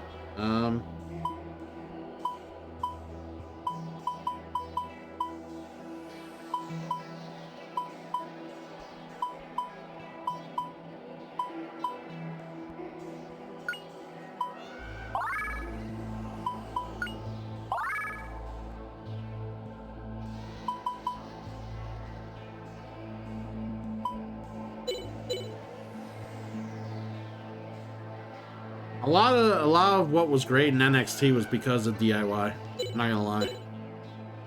Like Johnny Gargano and Tommaso Ciampa were great for NXT. They did so much for that brand.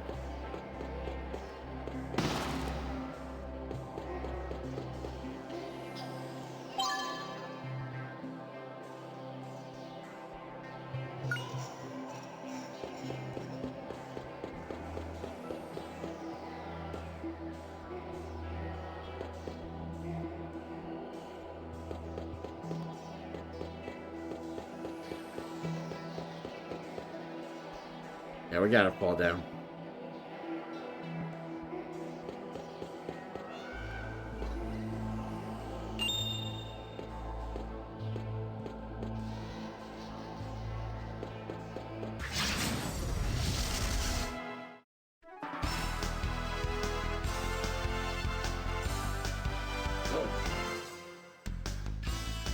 The Wolfman.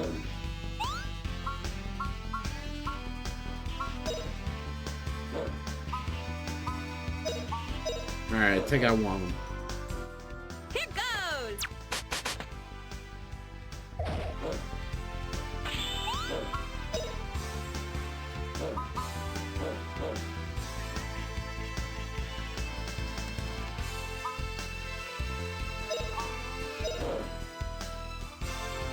You're not gonna get away from this. Ha! Oh yeah, that was one of the best things. Yeah, some of the best production I've seen in some time.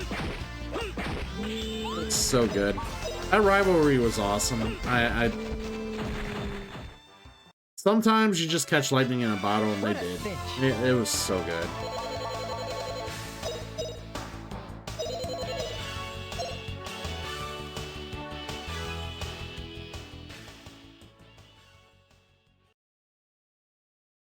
Yeah, Black and Gold era of NXT will be one of the better eras of wrestling that they've had. That there ever existed. Like, I would like to say there's certain eras of wrestling that were great. Like, super awesome, super fun. Yeah. Mid-2010s to... Yeah. Mid-2010 to late 2010 NXT Black and Gold era is one of the best eras. Mid 2000 to 2000, mid 2000 to late 2000s TNA wrestling, another good era. Mid 2000s to late 2000s Ring of Honor, really good.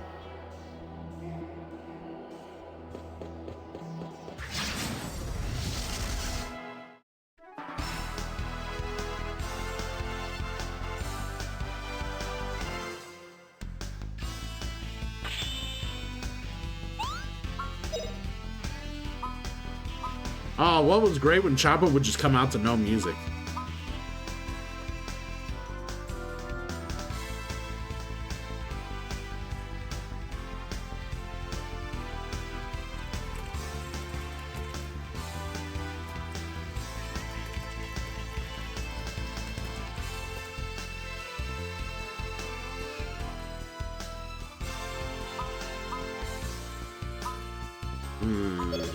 I think we gotta beat the shit out of these guys, if I remember right.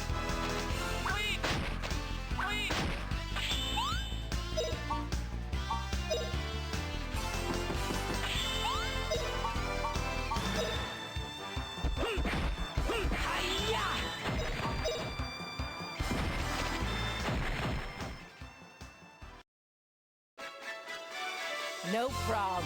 Woo!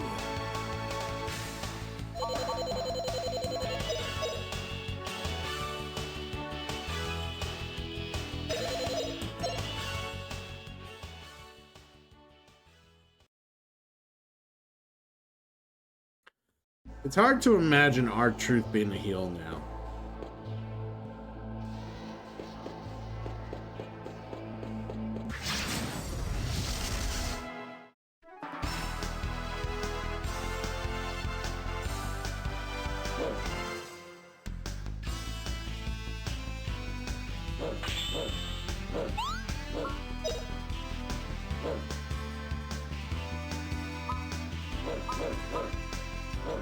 Don't want me.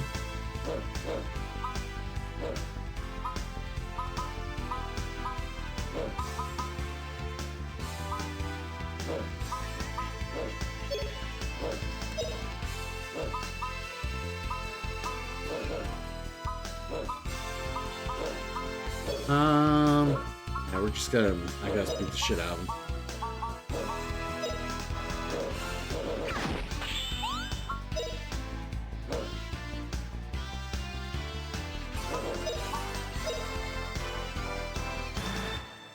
Here goes!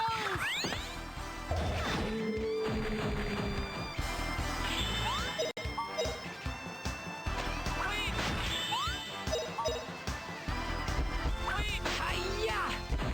Very nice. Come back with reinforcements.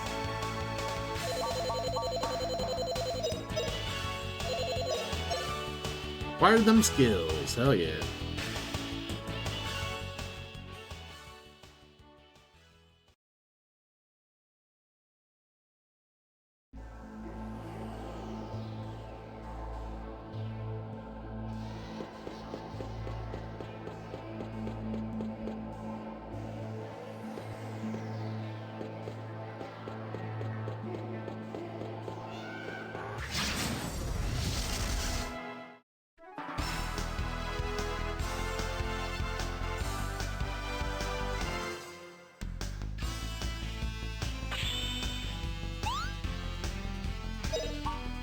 That 24/7 belt was only designed for R-Truth. Like, that was the stupidest stuff I've ever seen in my fucking life, but it made R-Truth go over.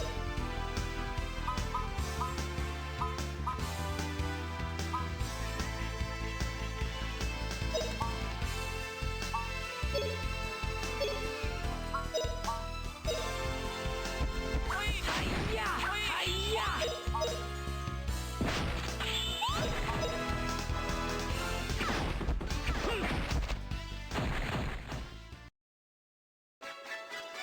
What a cinch!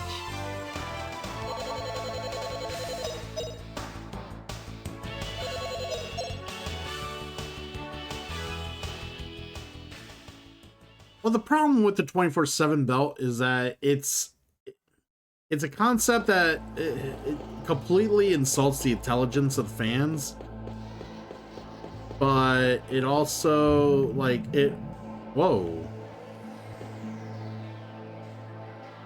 It's also supposed to be like a fun gimmick also.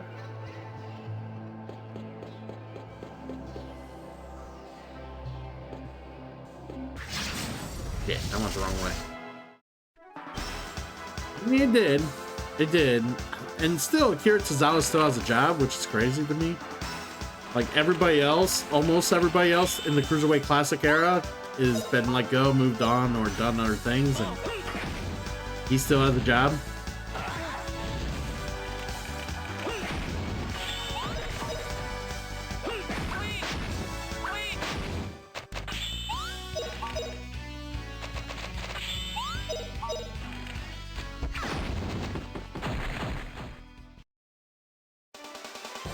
Not bad, eh?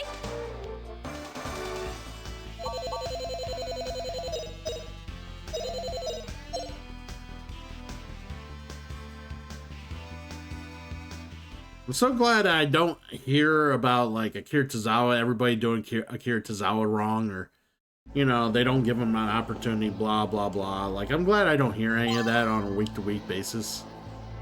Akira Tozawa is clearly happy where he's at.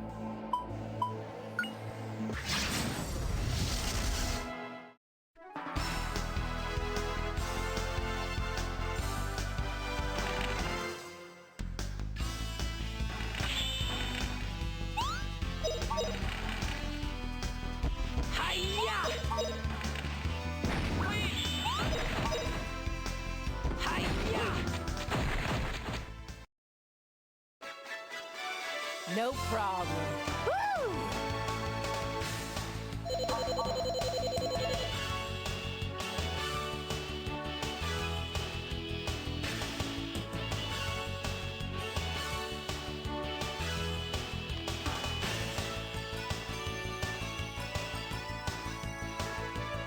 I kind of wish they still had a cruiserweight division. I'm not gonna lie, I was really big on the 205 being something big because of what. Here's the thing: 205 Live could have worked. It could have. With the way Vince was running television and, you know, pay-per-views and shit like that, there needed to be a platform for smaller stars or for people who just weren't going to be used in Vince's eyes. And that's what I thought 205 Live was, you know, a great platform for. Like, being able to shine smaller stars and having them fight for something for, you know, the Cruiserweight title. Obviously them matching a weight limit, which is something they borrowed from, like, you know, any weight class, like, gimmick. But the idea, you know, of them being able to have their own show, do a thing. And the problem with that, the biggest problem with that is a lot of people were like, well, a lot of what people are doing in 205 Live you could see on the main roster when it came to athleticism. See, back in the 90s, the cruiserweights, the light heavyweights of the cruiserweights were able to do all the flippies and the crazy moves and the athleticism and shit like that, and the big main stars weren't able to do all that, or they couldn't. So it had a uniqueness, a purpose at that point. With 205 Live, with the way Vince was running, you know, the main shows. Sure, they didn't need to hurt, you know. Obviously, there's a lot more athleticism throughout the main roster, so that couldn't be their you know, their crutch. Their crutch had to be that even despite the fact that they're smaller, they could still, you know, engage the crowd. Still be able to put on stories that, even though they're smaller, they can be interesting, they can be entertaining. And, you know, people would want to come see them because, yeah, they are also still doing stuff that the main roster isn't doing, but it's not because of their athleticism, it's because of other aspects of the show and or their work. You know, and I think that's what 205 Live was trying to do, and that's what they needed to do. Unfortunately, here's the problem with 205 Live. If you got too over on 205 Live, Vince brought you onto the main show. Even though they tried to do a little bit of 205 Live for Raw, they tried to promote it on Raw by having some of 205 Live stars doing shit on Raw, which no one gave a shit about. In my opinion, it should have been like its own separate entity, kind of like NXT was at the time, and just didn't intermix with the main roster all that much. But like I said, the problem was if you got over too good on 205 Live, if you were too over, Vince started wanting to use you on the main roster, you were no longer on 205 Live. If you were too small to be taken seriously on the main roster, but you were entertaining, Vince thought, well, 205 Live needs a spark. We're going to take you and put you on 205 Live. And kind of just, you know, 205 Live had a certain culture, and certain people shouldn't have belonged in 205 Live. Here's looking at you, what's his fucking name? Off the top of my head, what's his name? Everybody knows who I'm talking about.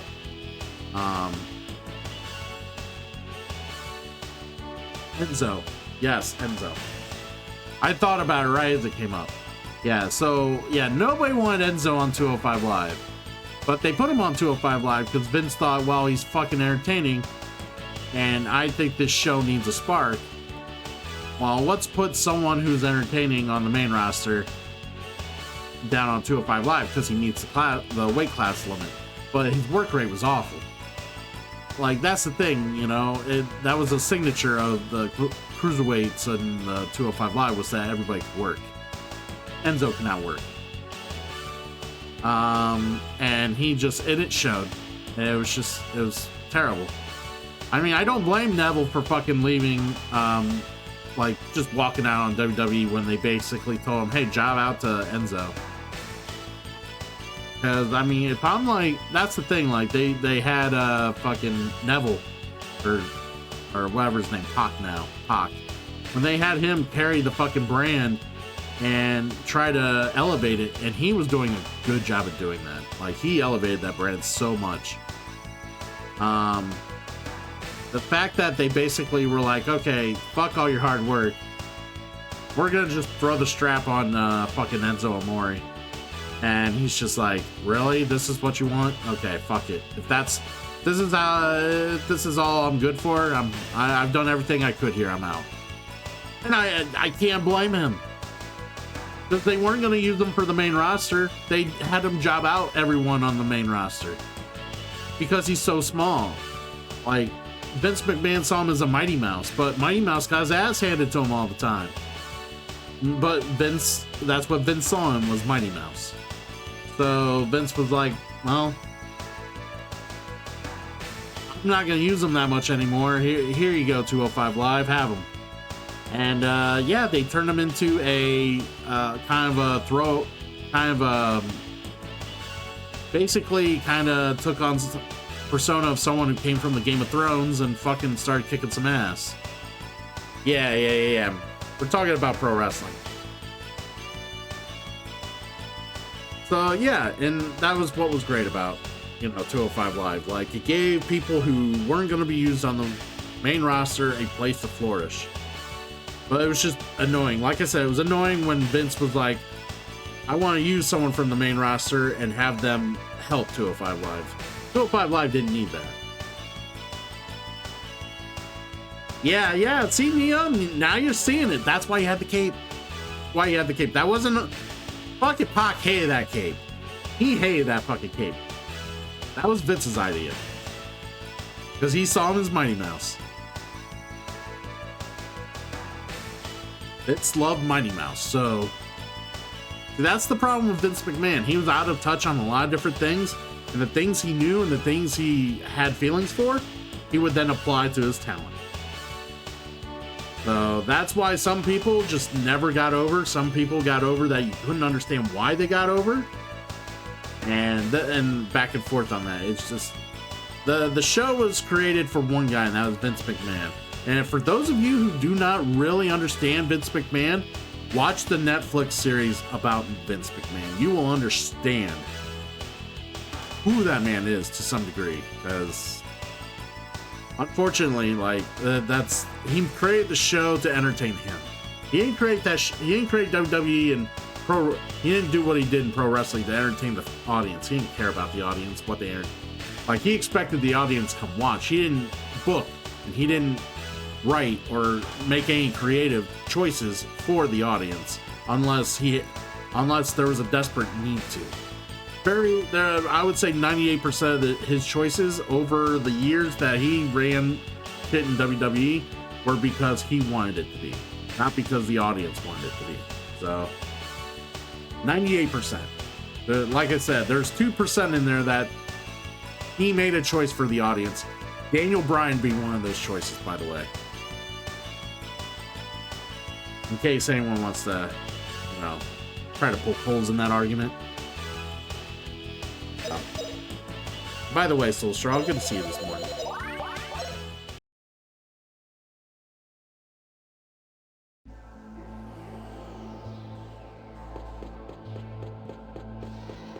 Yeah, and that's the thing. He did. He would always go back to what he thought worked in the 80s. And he did that with, like, Roman Reigns. He did that with Brock Lesnar. Well, not so much Brock Lesnar, but, like, John Cena so much.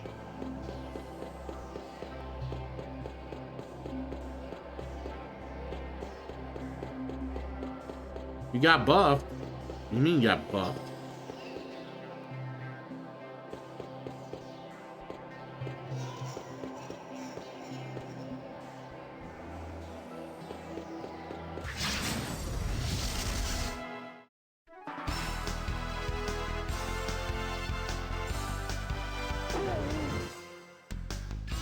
Ah, okay, you got sick.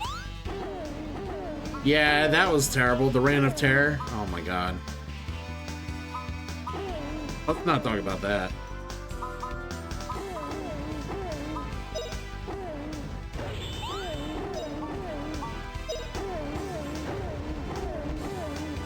See my power. Hopefully you get to feeling better, friend. I don't want to see you sick.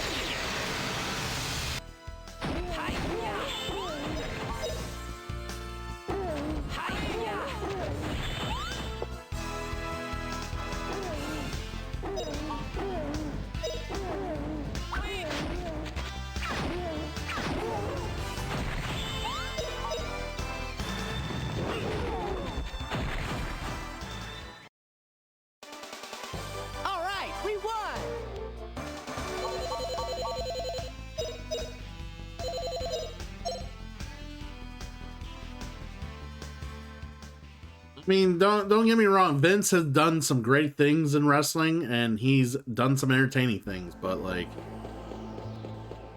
he's not a great person, and he's done some questionable things. He's made some poor choices.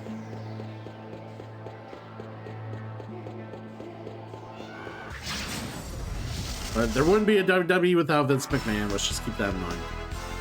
WWE where it is today because of the choices he made.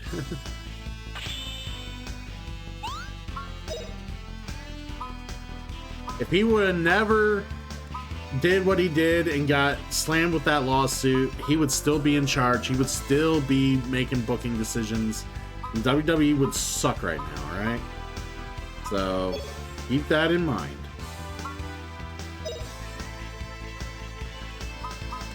Let's see if this is gonna work.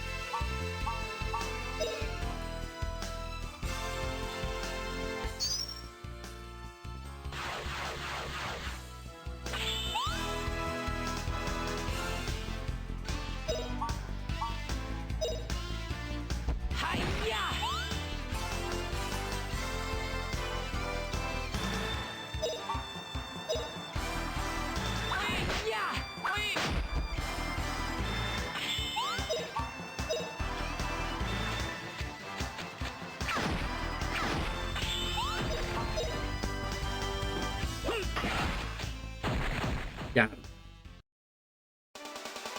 All right, we won. Yeah, it's funny. Tony Nese, he's something. You ever watch any of Tony Nese's Twitch streams? Fail? Have you ever seen any? He tried doing the Twitch thing for a bit. I don't know if he's still doing it. I unfollowed him. Like, I didn't find him very entertaining. I thought he was a fucking schmuck. Yeah, he tried doing some Twitch streaming. In between AEW and getting let go from WWE. My god, he's a schmuck. I was not entertained at all. You could tell that he was annoyed that he had to entertain people in chat. Just like he was definitely not the streaming type.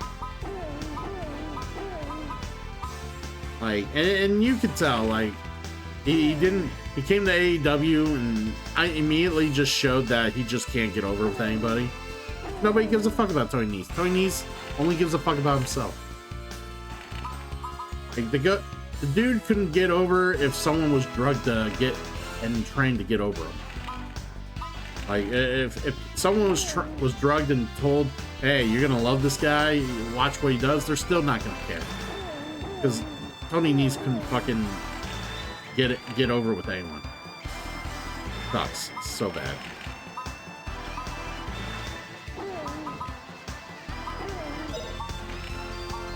Now, Ryback actually got over more than Tony Nese did. Here goes!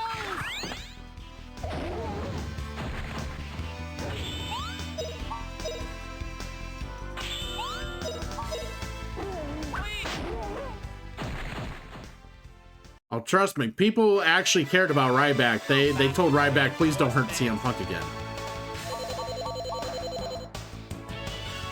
See, that's how Ryback got over. Ryback got over by hurting CM Punk.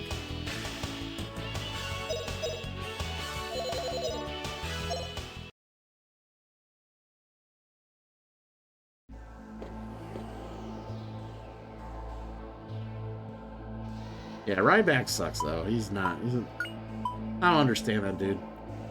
He still likes to fucking refer to, like when he makes like comments to like shit on like random people on the internet, like he talks about the business like it's our business, you know, like because he's been in the business and says it's our business, like he's still in the business. Like, dude, shut up, Ryback. Fucking Cryback. Yes, exactly. It's like, dude, you haven't wrestled for a worthwhile promotion in years. Years. Not because you didn't want to, because they don't want you. Quit acting like you're part of the fucking wrestling business. Like you're still going and still going hard. Shut the fuck up.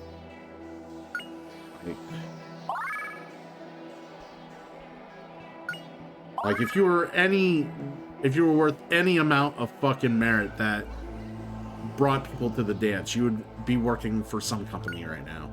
But you're not. You're terrible.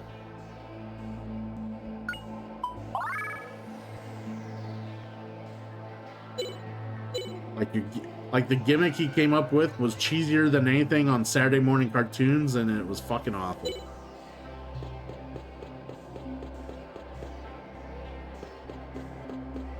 Like even the 5-year-old kids that were like, Cena, Cena, Cena, saw that and were like, no.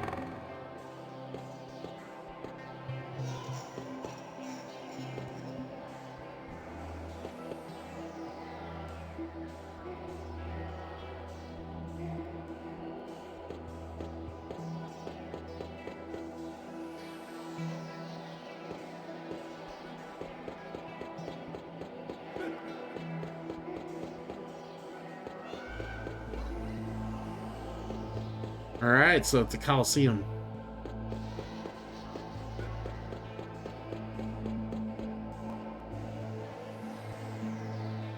Alright, sounds good, Vale. Thanks for coming in, of course. Alright, so I know that's there.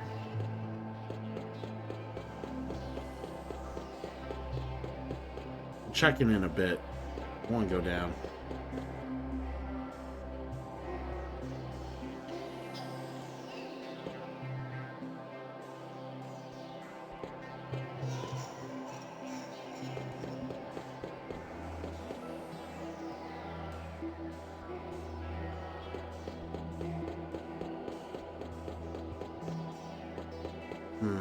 There's secrets.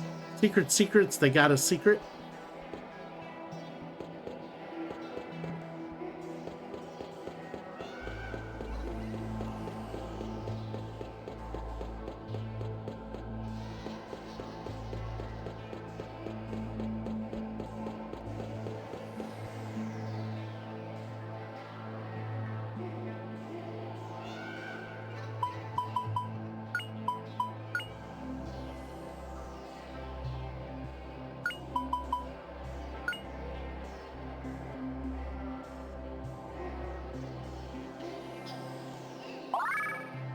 There we go. Alright, let's fight this dude.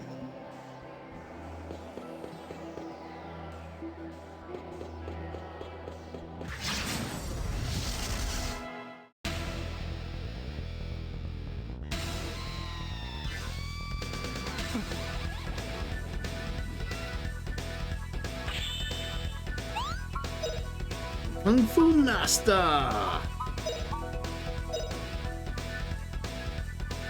Oh, power of ice.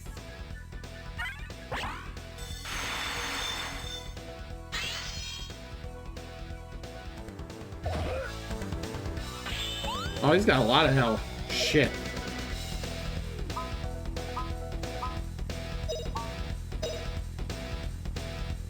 You're not gonna get away from this.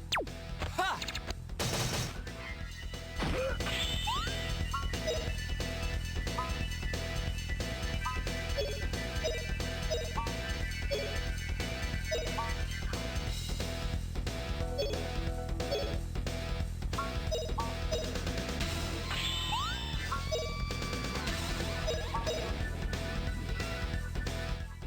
Here you go!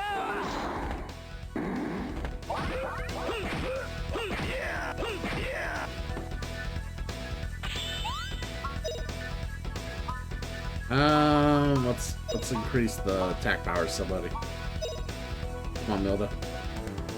Please protect us.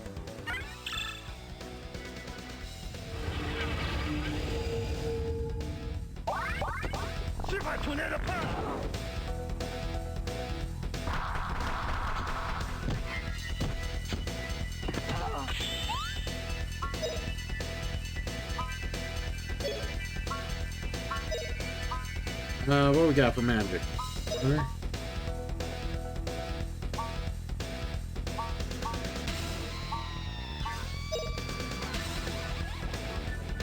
Use your guts! Guts!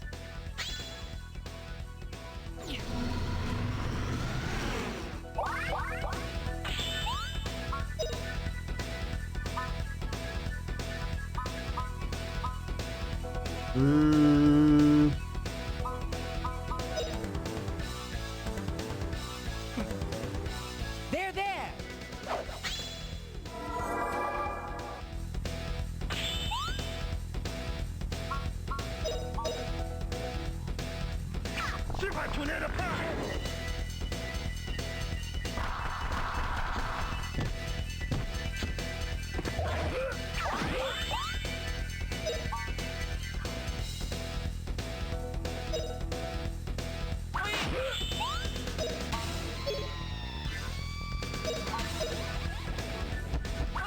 Yeah! Hi-ya!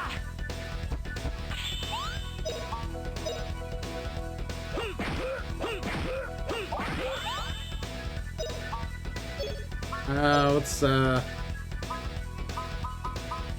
get our people's hooked up. Please protect us.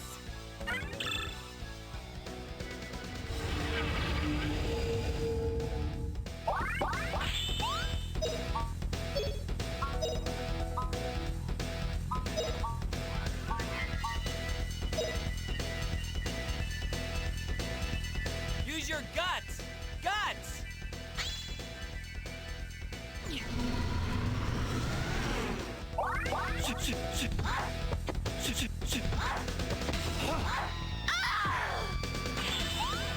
Yeah, that was me.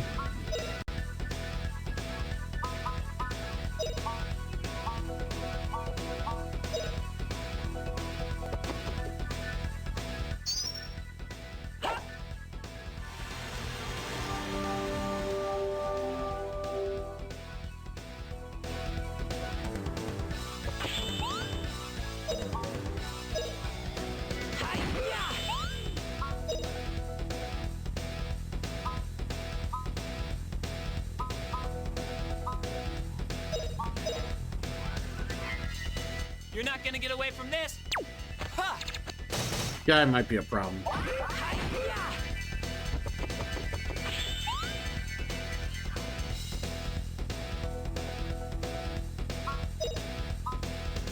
We gotta heal ourselves just in case we get hit again.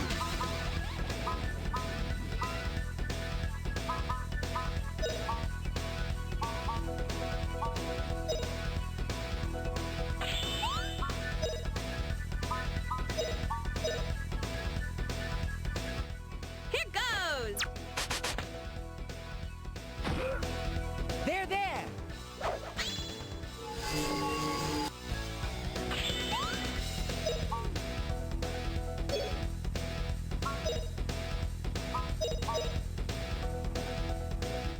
gonna get away from this. Ha!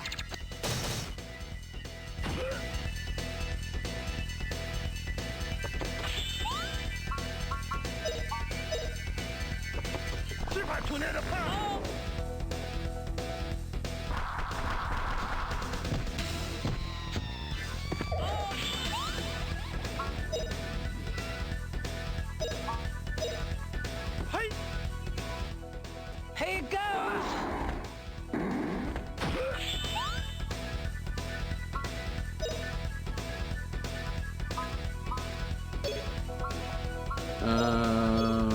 Let's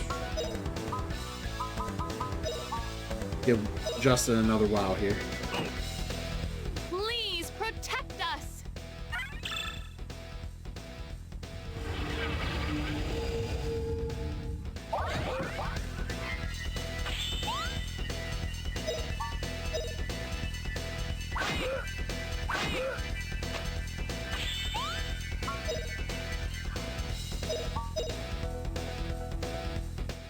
Here goes.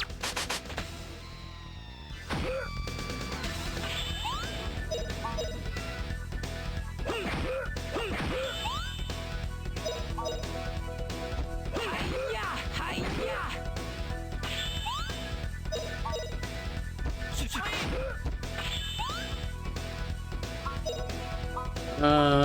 Let's heal him before we forget to heal him. Now you'll be okay. Oh, you'll be all right.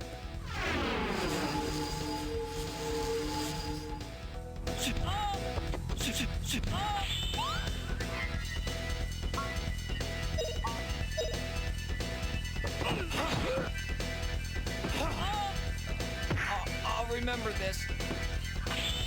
They didn't stop the combo. That was awful.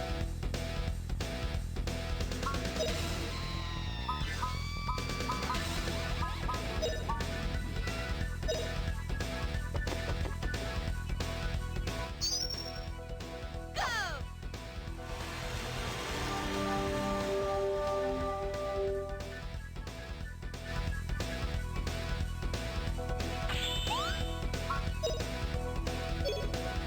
Alright, still got. Hey, still got half his health. Hiya! Hiya!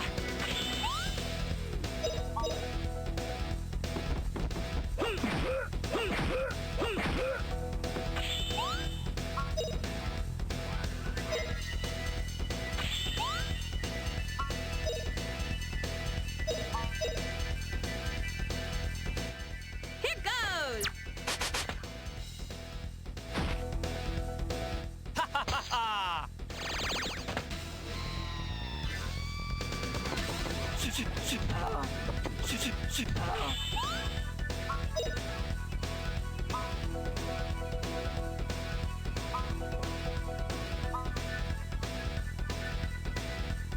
Hmm.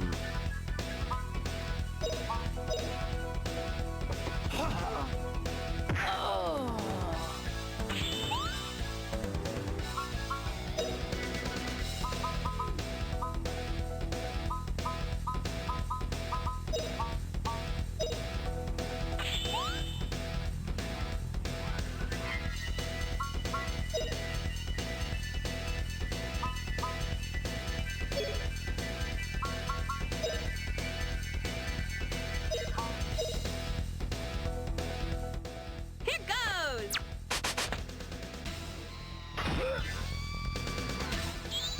There we go.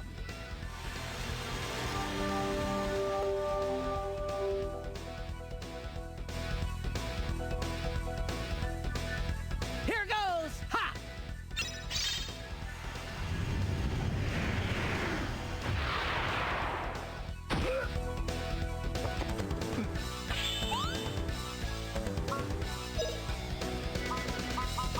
Let's start digging in.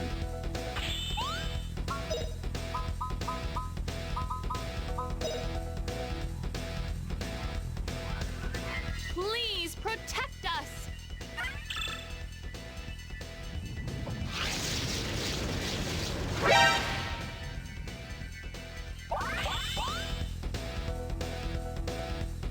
Network error. Welcome in.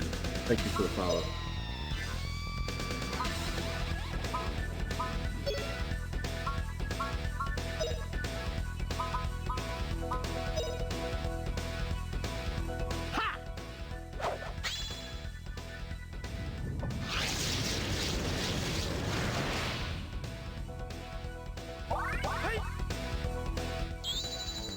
we go.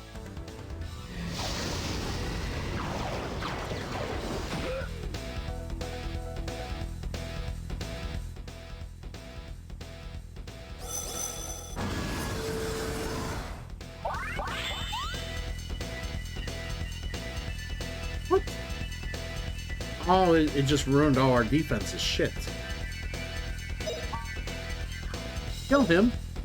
Hi-ya! Hi-ya!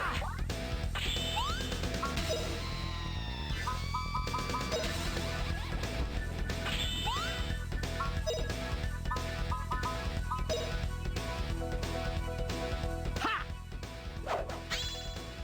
Oh man. No. Hey, at least it was him just doing that and not hitting me. I guess that's something. Please protect us. Fucking eating up my fucking resuscitation potions.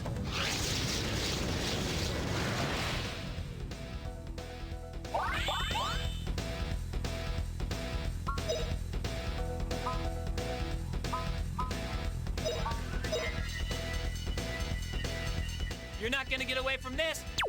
Ha!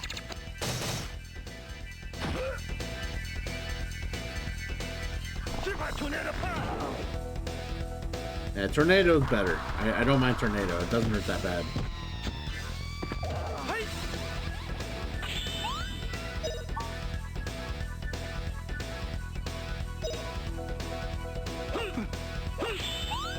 Wait, did he just avoid me?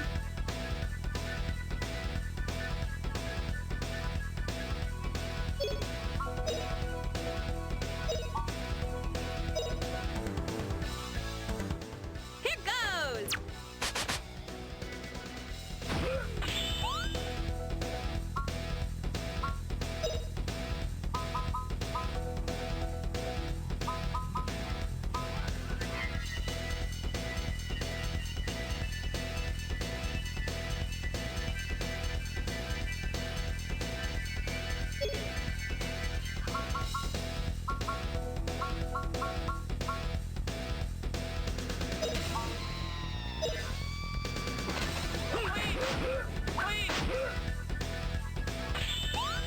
Alright, give him that milk kid. Here goes!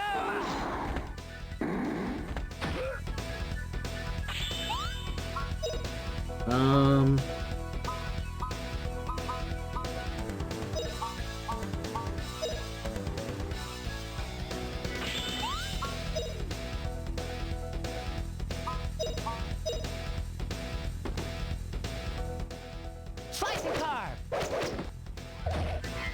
Now you'll be okay.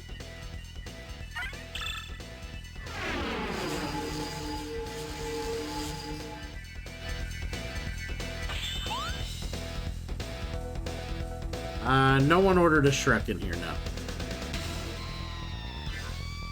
Not that I know of, anyways. Alright. Gotta be able to fish him off here.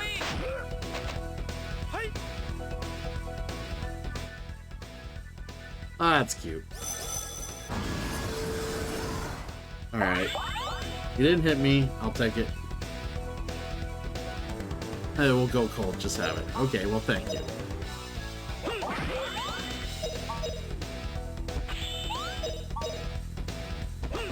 Hi-ya! Hi-ya!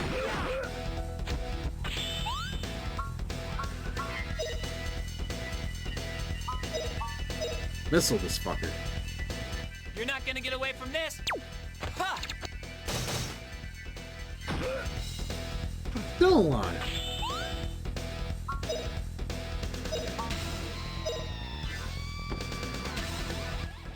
V-slash!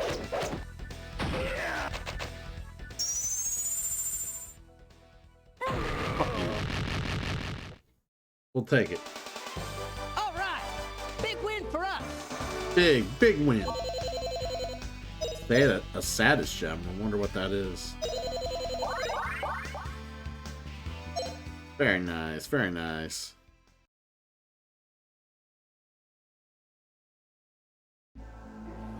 What is a saddest gem?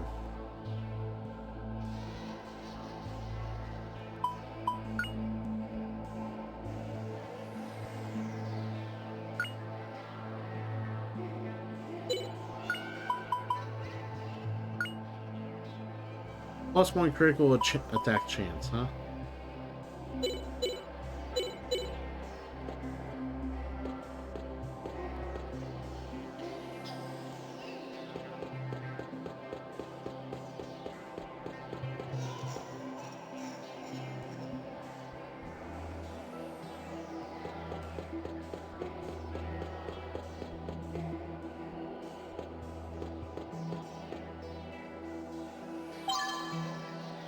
I got a bad feeling about this.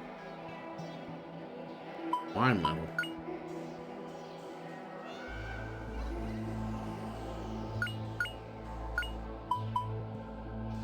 Oh, restores SP during attacks. Got it. Like, I knew that sounded familiar.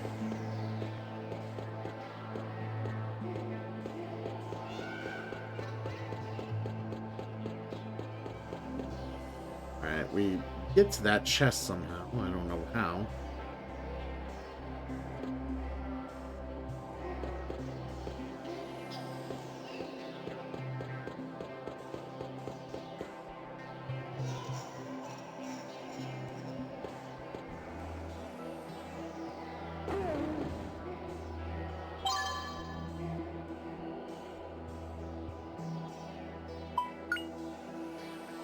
Ooh.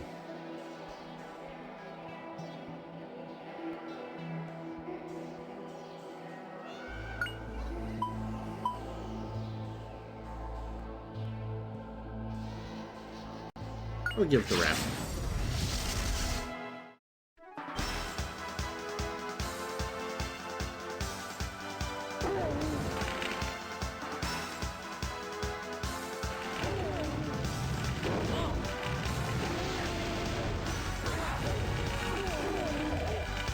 Atomic tampon, Wolfman.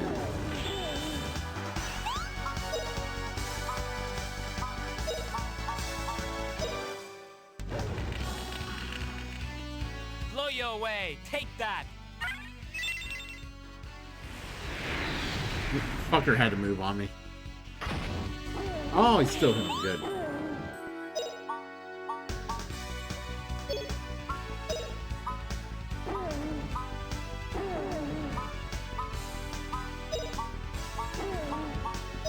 Let's see if her health can finish him off.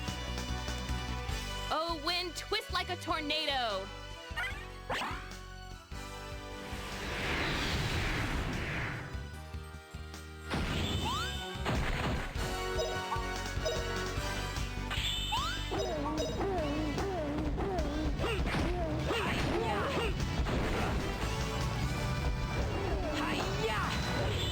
Oh, it dodged her. You motherfucker.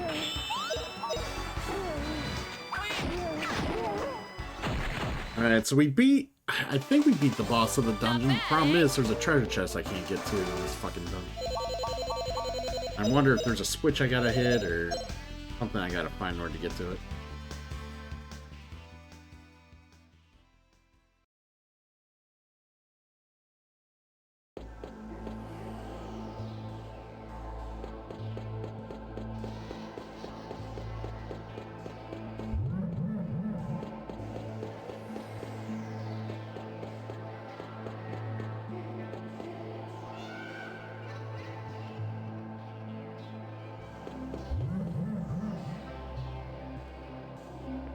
All these hidden doors.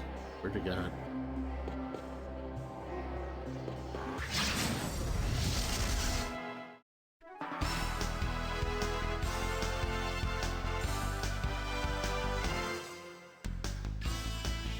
Fucking, I love the name Space Time Armor. Like, what the fuck? Who names their shit Space Time Armor?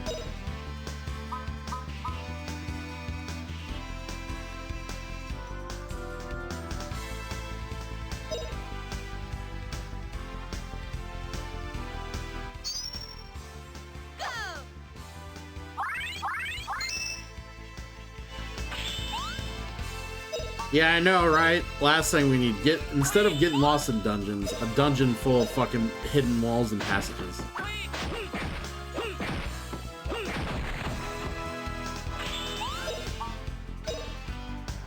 I mean, we beat the fucking boss.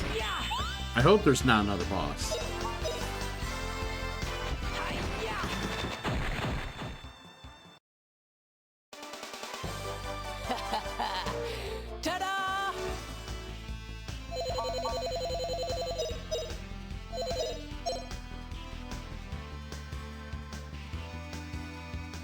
Very nice, very nice.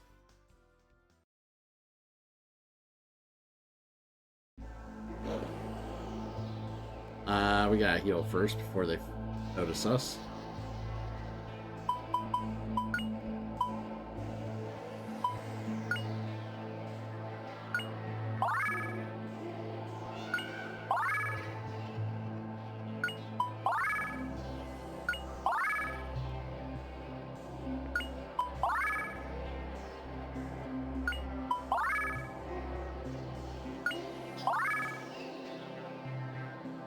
There we go.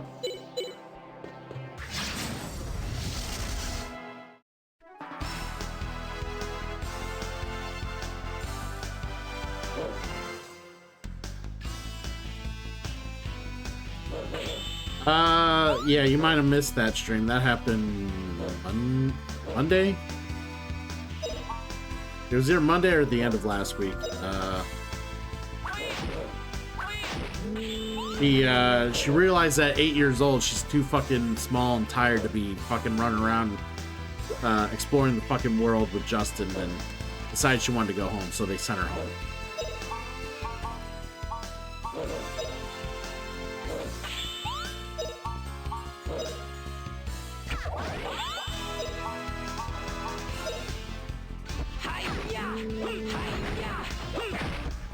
Yeah, she's 8, yeah.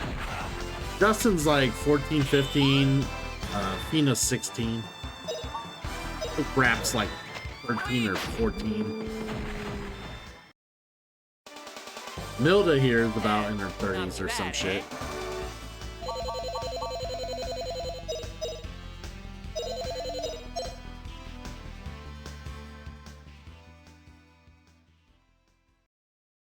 Dude, that's just anime for you, man.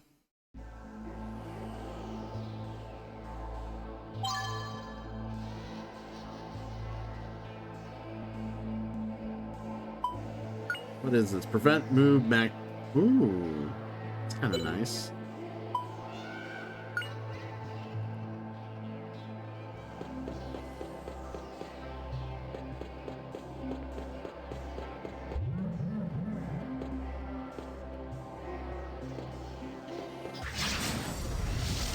Oh, we might be getting a cool sword out of this, so. I saw a sword in there.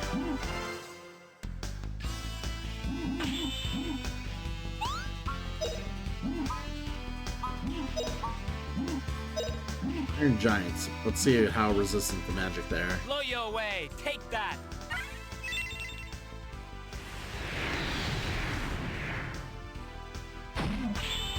Very resistant to magic. You gotta beat on. They got a lot of HP.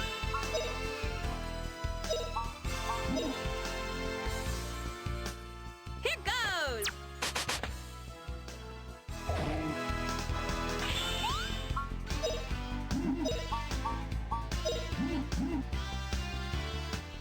Here it goes!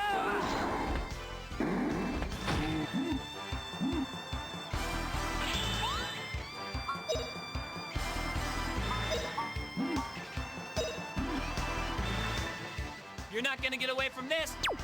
Ha!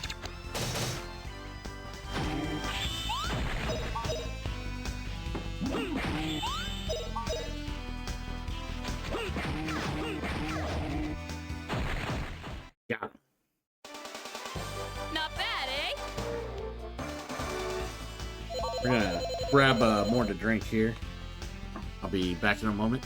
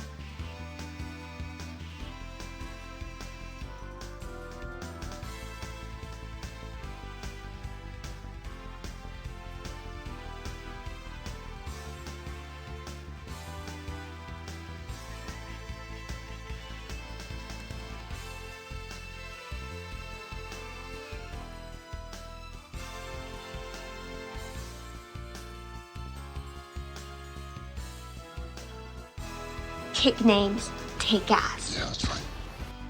Yeah.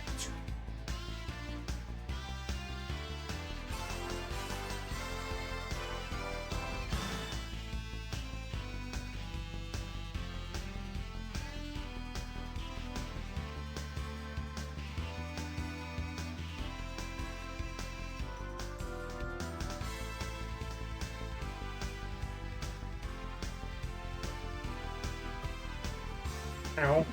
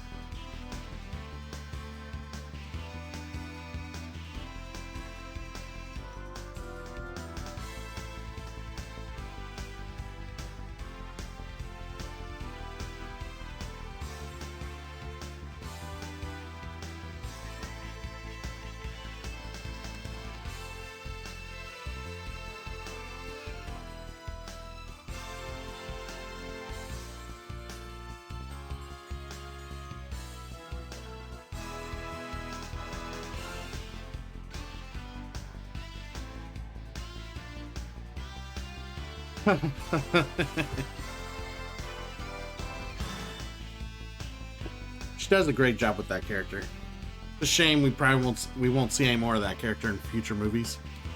I'm super excited to see more of the Marvel movies, and I'm really excited to see the Daredevil show here in March. I already renewed my Disney Plus and moved on from Apple to Disney Plus now, so I'm really looking forward to that.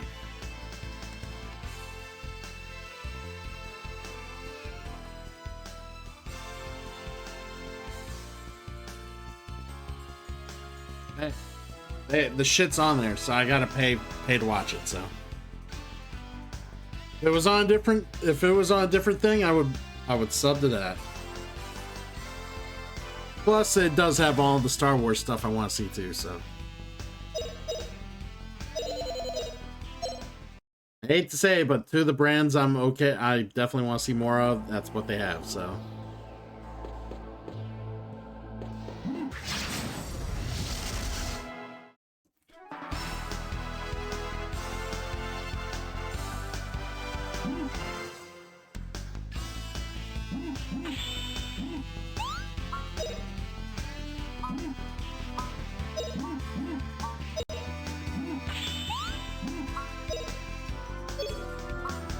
Get in there.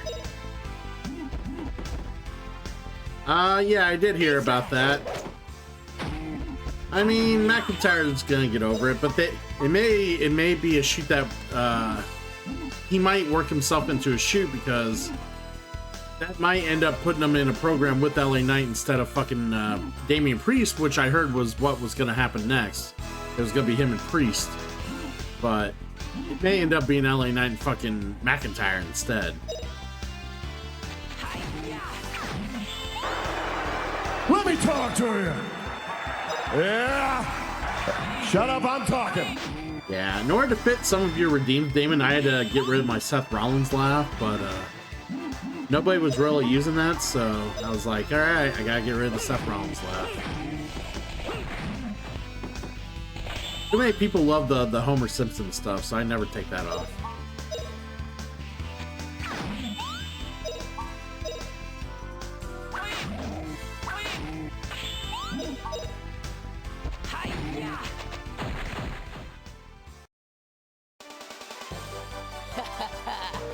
Ta-da!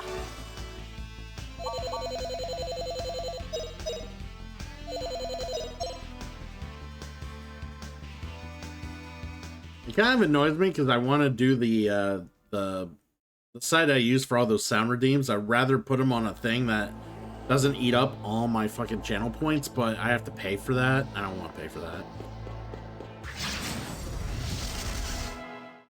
It actually wasn't him fighting with Logan Paul getting in the way. It was all the stuff before Logan Paul.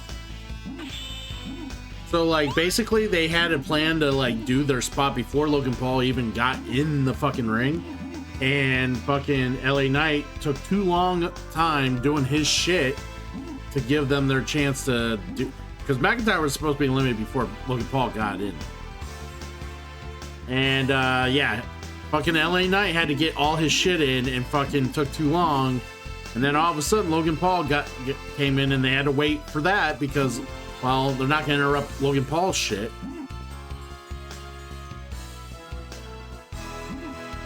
So yeah, that's what it was. And then of course he was in the way. And then of course he was in the way when they were like, okay, well, I guess we're gonna like try to do like, because they were like, the ref was coming to the side of the ring like, hey, get him out of there now. Like, so yeah, they were trying to get him out, and then like it looked awkward. But that's the thing, they were supposed to do, it was supposed to be a longer like thing with like Priest. It was supposed to focus on Priest having a troubling time getting him out of the ring and this and that, and they just couldn't do it because fucking LA Knight was in the middle of the ring doing all his shit, and him and Roman Reigns were taking too much time. So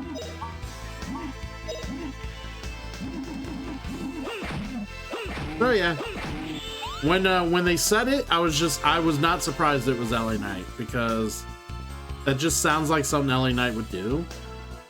He's been known for, like, unfortunately going rogue and trying to get himself more over than anyone, which has served him well in certain purposes, but it's also like sometimes it's just like, dude, you got 30 men trying to make this match the way it is. Like, don't go rogue.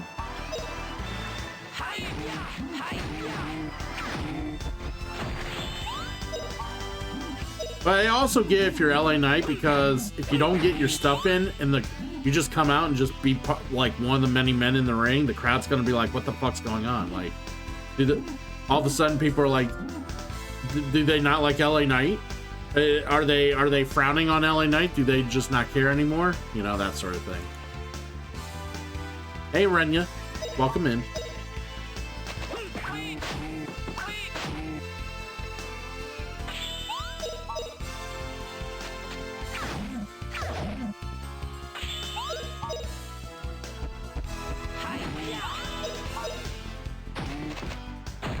All right, pick up this goddamn item and see what it is. Ta-da! Ta-da!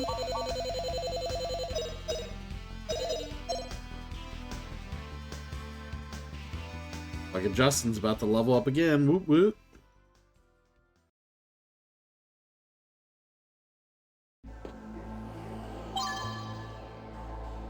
What we got?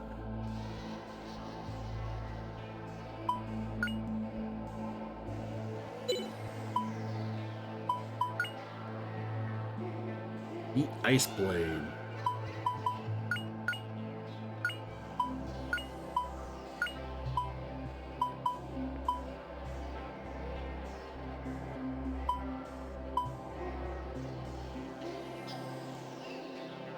Yeah, let's keep the... change it to the hammer.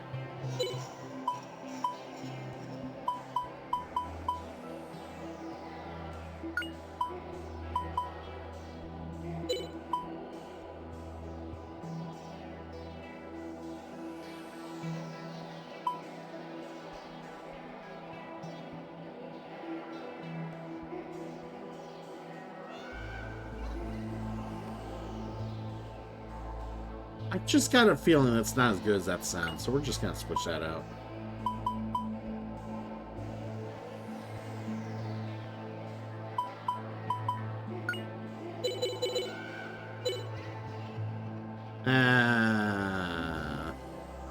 Let's wait and make that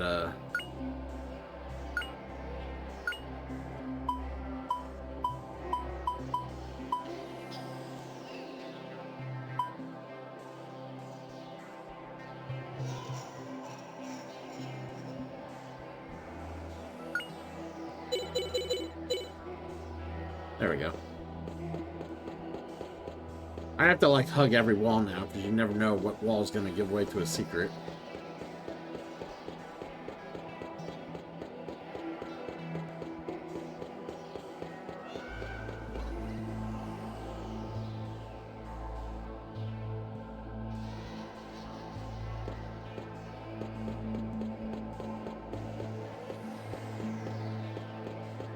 Alright, there's gotta be a way to get to that.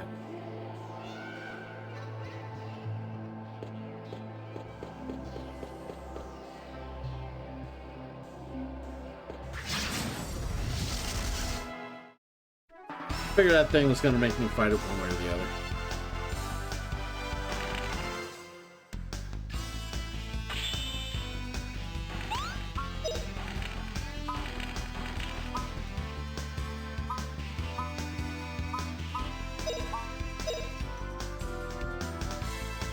Oh, wind, twist like a tornado.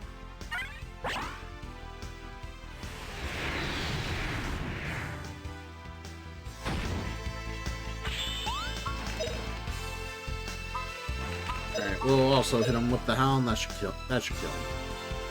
Blow you away. Take that. Blow you away! Take that! Whoa! Whoa! So yeah, Damon, you're good for games both Friday, Saturday? Come back with reinforcements.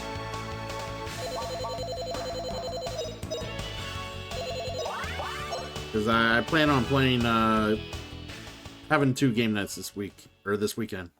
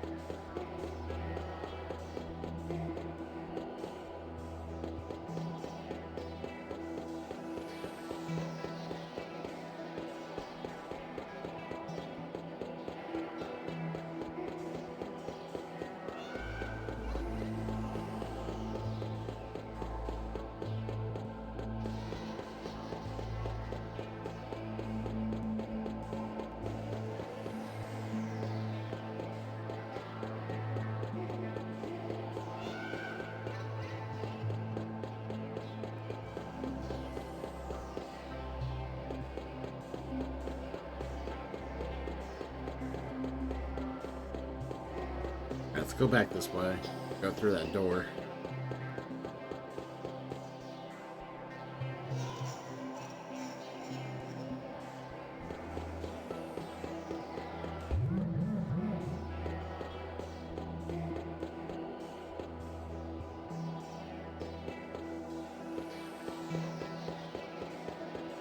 That's a weird spot.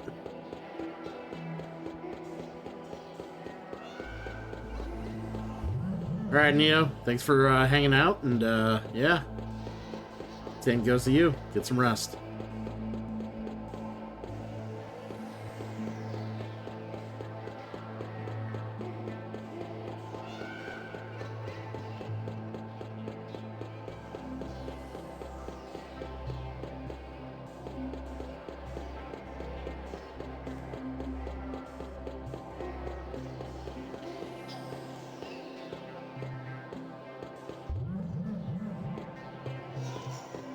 One on each side? Yeah, there is.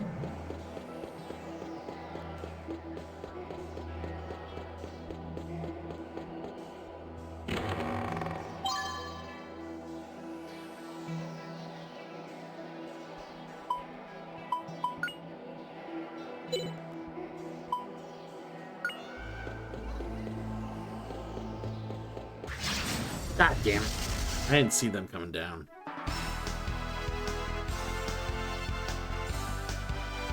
Luckily, we still keep the initiative.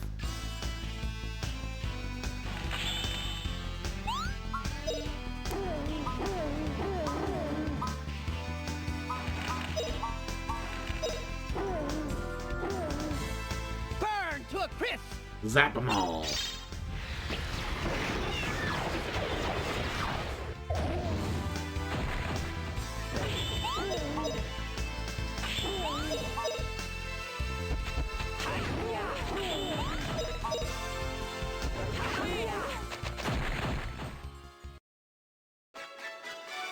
No problem. Woo!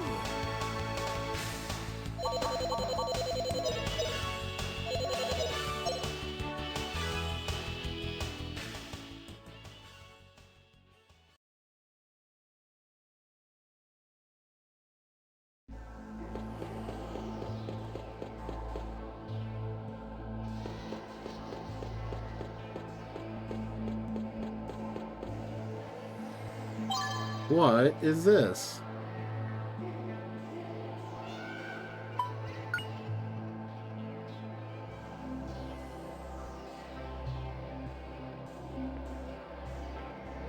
I'm gonna give it to Peanut.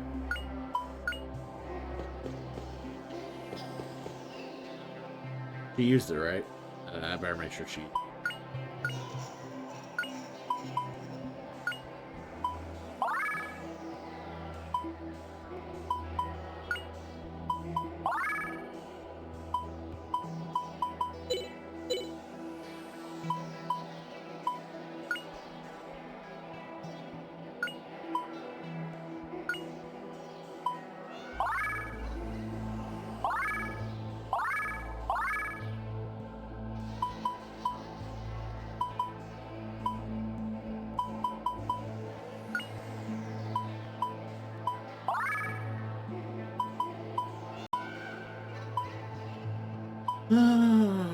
$30 SP to a friend. Not go there yet.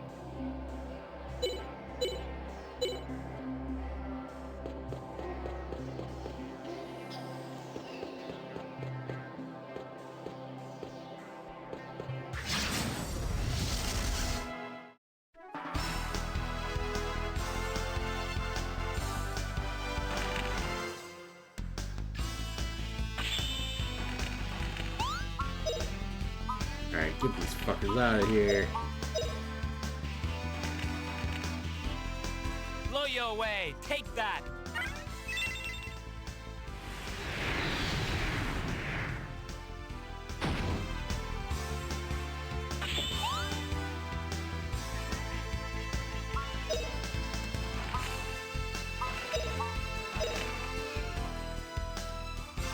Finish this business Oh, up wind, here. twist like a tornado.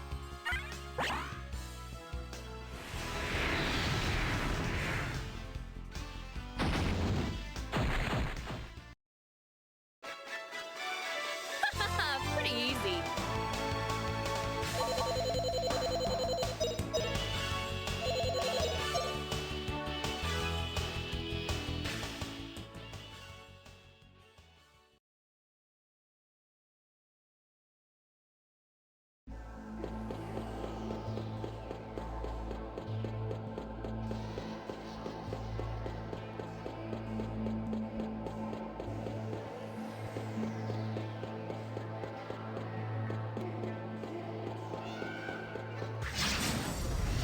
Alright, let's get rid of these guys because they're in the way.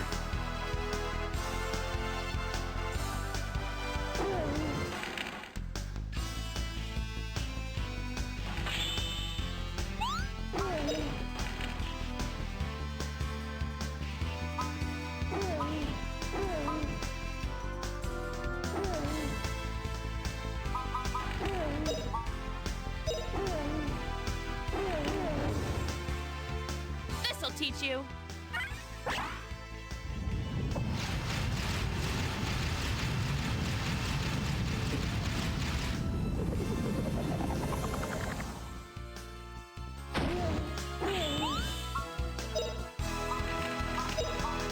Go rap!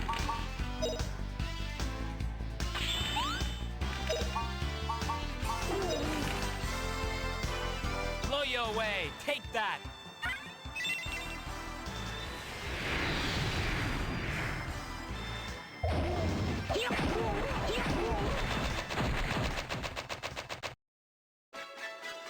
What a cinch.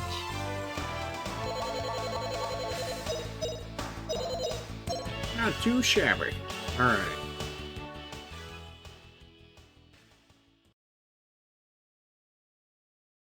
I remember where I gotta go. I gotta go this way.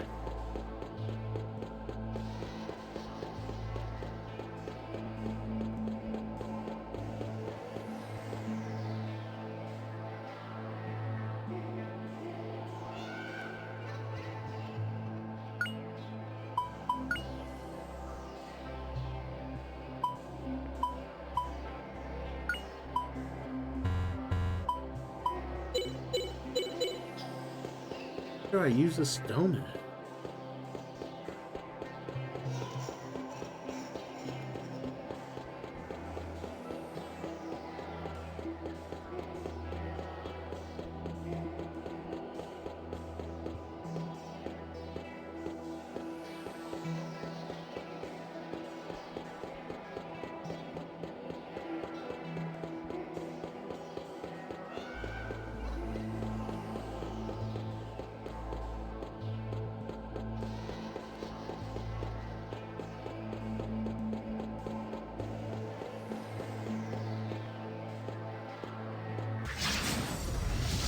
Maybe I gotta clear the area of enemies? I don't know. Guess we'll figure it out.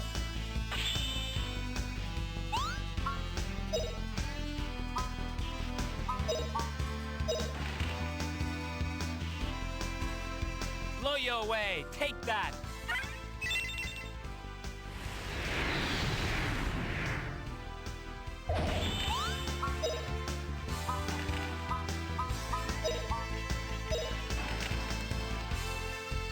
Blow, storm, blow!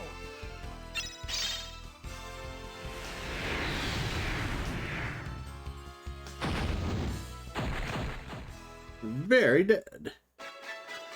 What a cinch!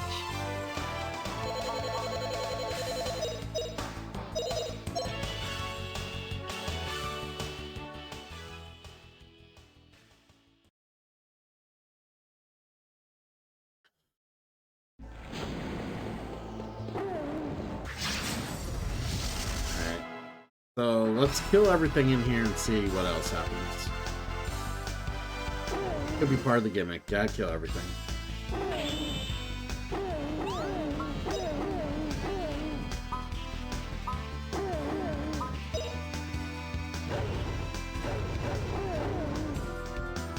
Burn to a crisp!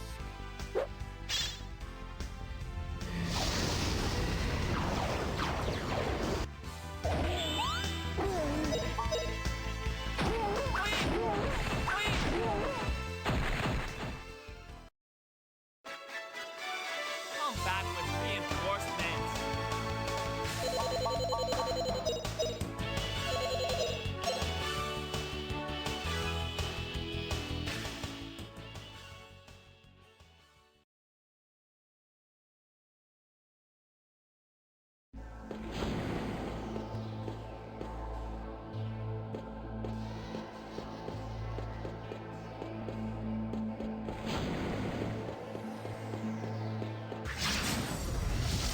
I'll kill these guys and hopefully something triggers, something happens. I don't know.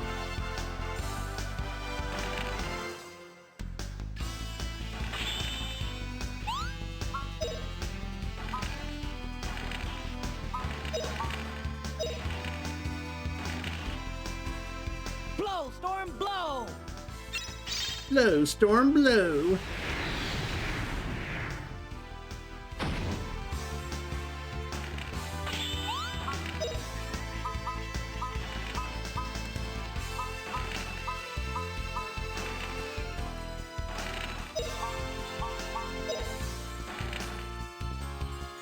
Oh, wind, twist Hey, I like mean a to select that one. I tornado. meant to select the one beside him.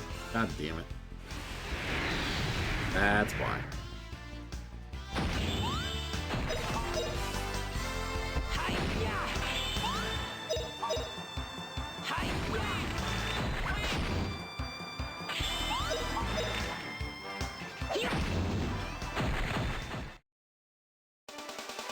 All right, we won!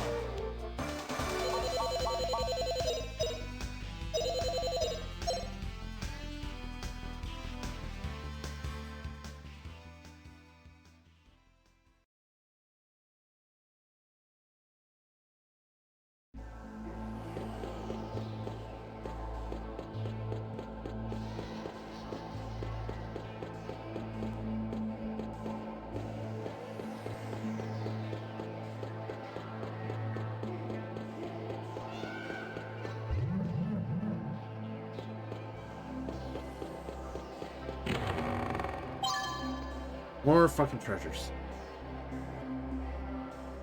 Another soldier soul, huh?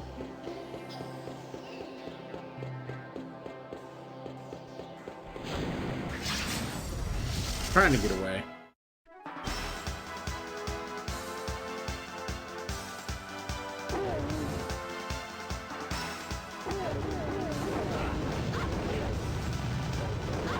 Ah, they didn't want to do their fucking move they're known for. Okay. Now I'll take a win when I can. I'm tired of these guys.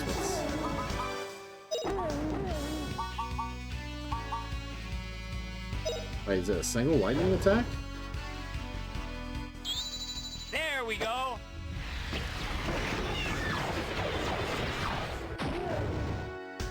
Ah, it's a regular zap attack. Okay.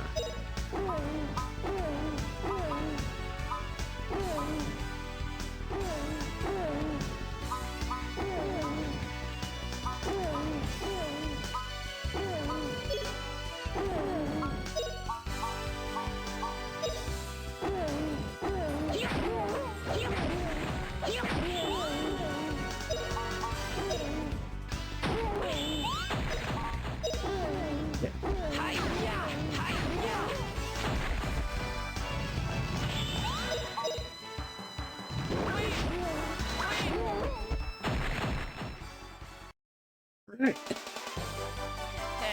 Not bad, eh?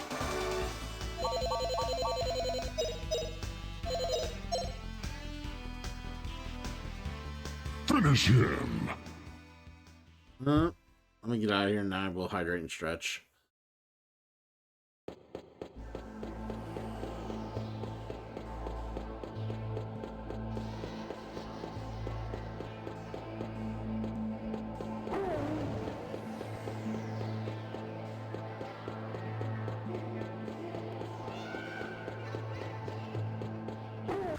I'm gonna kill that group. Then see if that unveils the next one.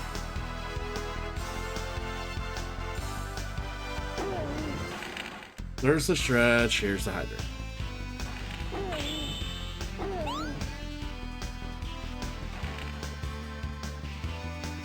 There we go.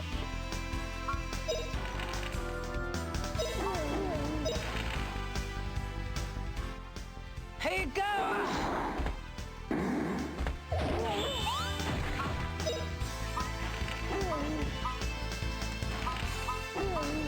We are running out of... I don't want to do runner. Oh, wind, twist like a tornado.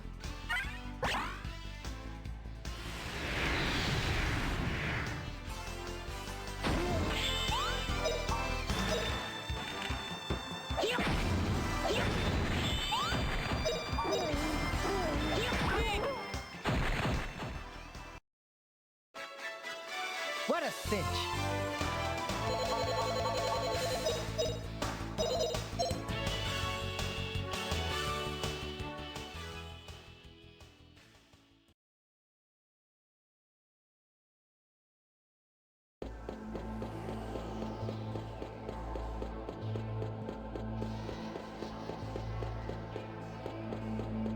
Alright, we're gonna go back to the other room.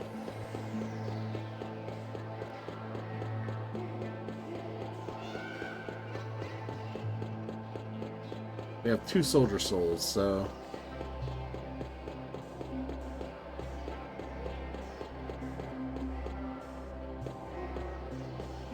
You'd think they go here.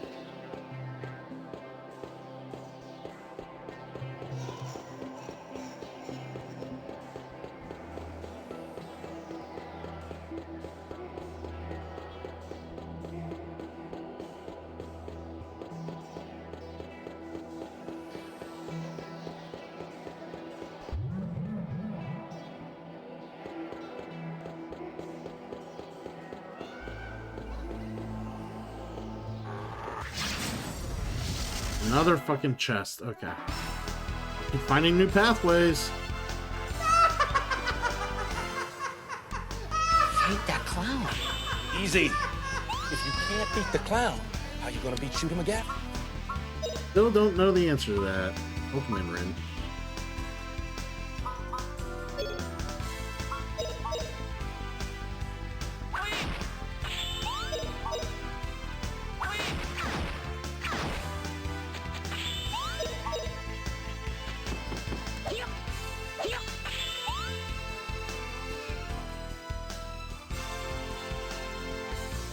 I played it. I did one stream of it, Ren. One stream. You can look it up on YouTube and get my overall thoughts on it. It's a fine game. Like, you know, something to play like every once in a great while. Not just. It felt a little too clunky to me. Not bad, eh? It was trying to be arcadey, but also wanted to be simulated. Like, it wanted to have features to make it feel like it was simulated, but it wanted to be arcadey at the same time. And it didn't feel like... I know it was trying to give you that No Mercy feel, but I think it didn't do it justice.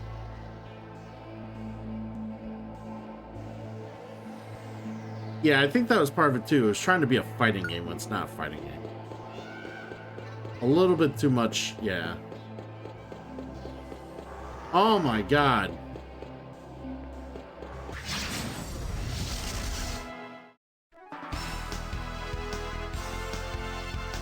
Whatever this item is must be super good.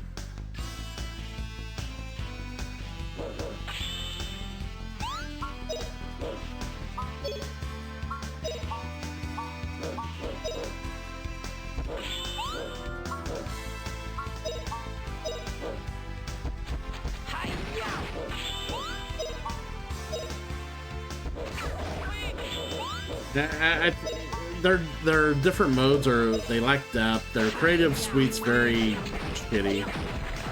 Like, oh, Justin's sword's not gonna do shit to these guys. Good to know.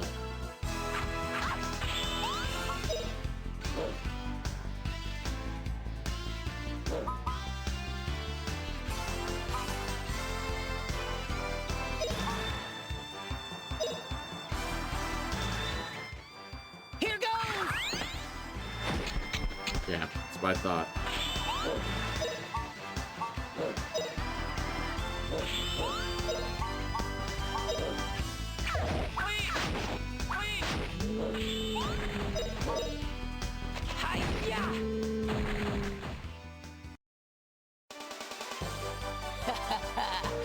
Ta-da!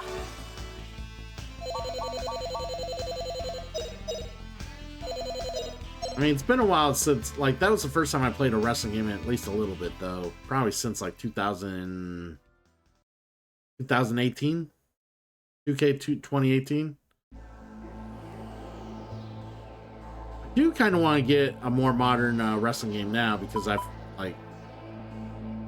heard so many good things, but I've also heard, like, they've been having a lot of bugs and shit recently for 2K24.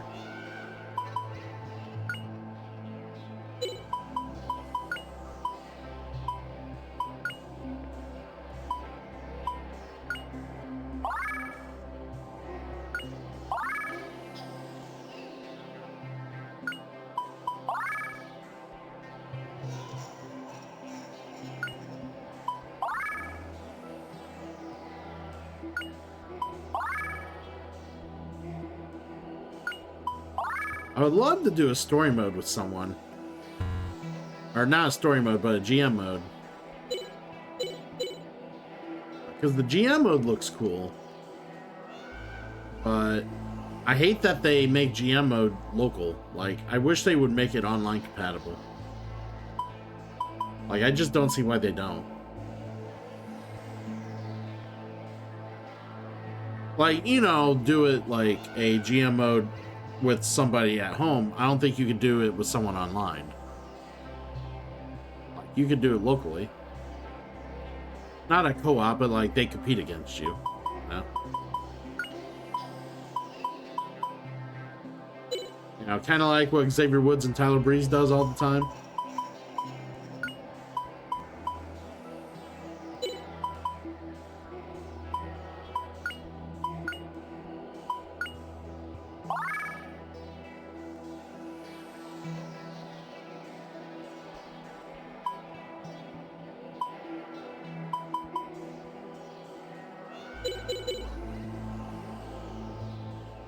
I gotta figure out how to get through here.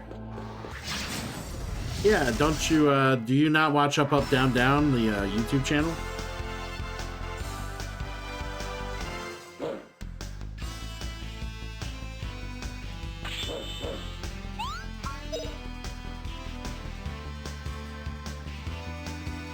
Yeah, they do mostly the GM mode. They don't really... Yeah, they play the rest of the game. Yes, I'm aware, yes.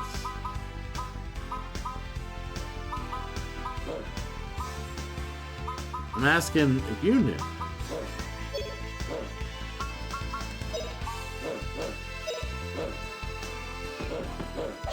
Oh, I forgot to switch the sword off.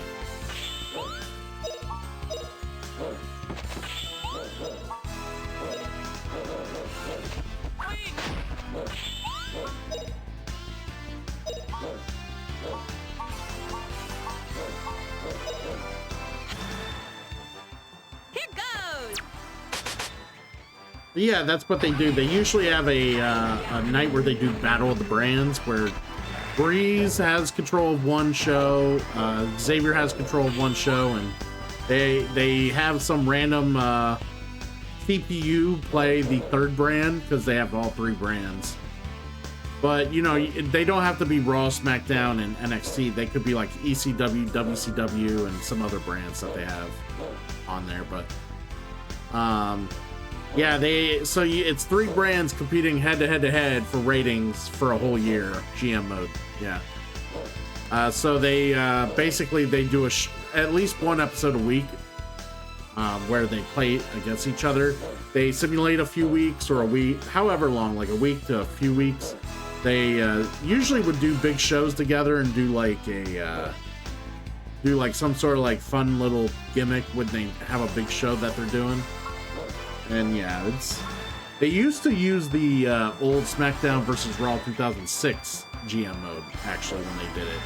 Before they re-implemented GM mode for the latest 2K series, they were like modding and using the SmackDown versus Raw 2006 GM mode on their PCs to basically do GM mode. And then they would basically simulate and try to, you know, beat each other having the best roster. And it was great. It was fun that they were still using the GM mode of 2006 for the longest time doing that. Because it was a good system. It was interesting. It was fun. And it wasn't too complex, but it didn't need to be. Like, it was... I think the algorithm was a pretty well done algorithm. Either way, though, like, they ended up having to, like, once the new game started doing GMO, they're like, okay, we're gonna pivot to that. And Justin's fucked. I think he's gonna defend.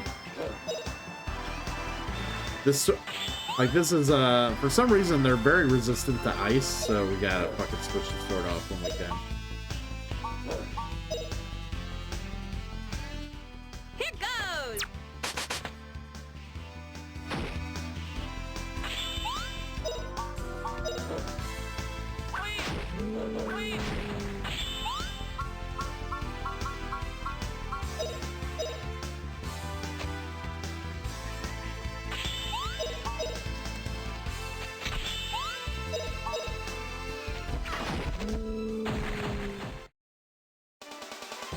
Not bad, eh? There we go.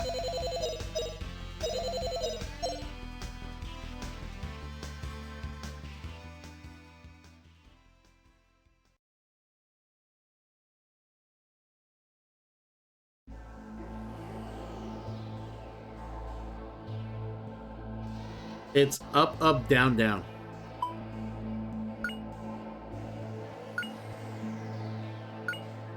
They also, so not only do they do like a GM mode show, they do also a, they'll do like, at like big events like the Royal Rumble and other like big, like named, things. They'll do like tournament, like practices with like other, superstars from, that are on the roster. So they'll premiere like obviously part of the New Day, AJ Styles, Seth Rollins, and other people who would play the video games and shit. They would do like all sorts of different like retro games or like fighting games or other stuff, and basically have the superstars play each other and whatnot. They've been doing this for years. Yeah, so there's several years worth of content, up, up, down, down. And they hit it big with the biggest thing they did that most people really enjoy and are popular is back when Adam Cole was still with them and Claudio Castagnoli, Cesaro. Back when they were with them, him, Tyler Breeze, Cesaro, and Adam Cole, they did like a they would end up doing like a bunch of Uno together, or Uno, not Uno, Uno. They did a bunch of Uno stuff together, and it took off. Like a lot of this was big during the pandemic too. Like a lot, like they ended up doing a lot of gaming together with Uno, and then they started doing like other stuff together, like Mario Party and other shit. So like, yeah, they but anywho, they do like the group of them four together were so popular, they actually have an alternative channel on YouTube called they have a nickname, I forget what they call themselves. I'm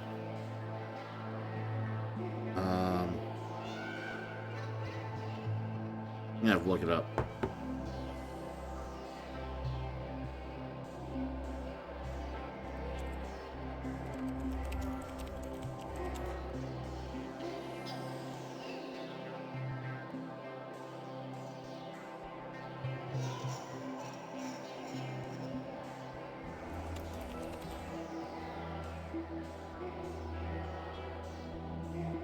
So they have a they have a YouTube channel that is not WWE affiliated called The Party, DA Party. So The Party. So because Adam Cole and Cesaro are in AEW, and the other two are affiliated with WWE, and they all got along so great together, and they played so great together, and they had so much fun together, they actually created a separate YouTube thing called The Party, so all four of them could still game together and do stuff. So while Tyler Breeze and Xavier Woods still does stuff for Up, Up, Down, Down for WWE and WWE content, they also do stuff with Adam Cole and Cesaro, who are in AEW right now, and they do stuff as The Party. So, yeah.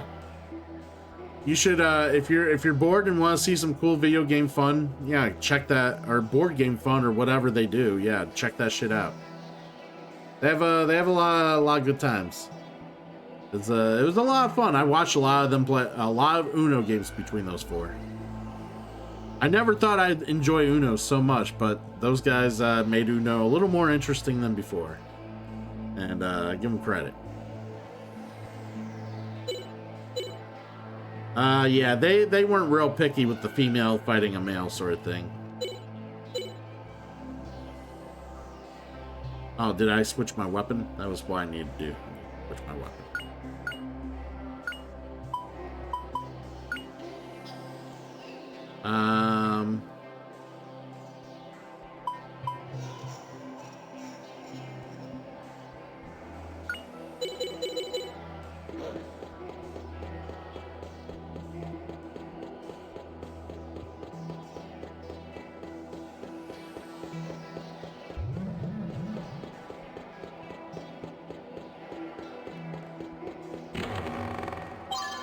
It's gotta be the Art Soldier Soul.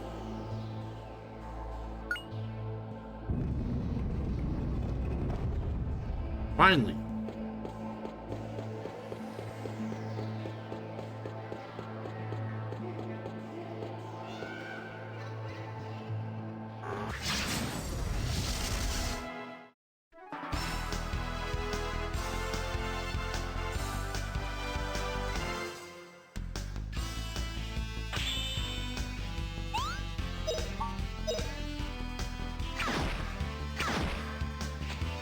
I also didn't like how a lot of the people looked in that AEW game. They looked pretty bad.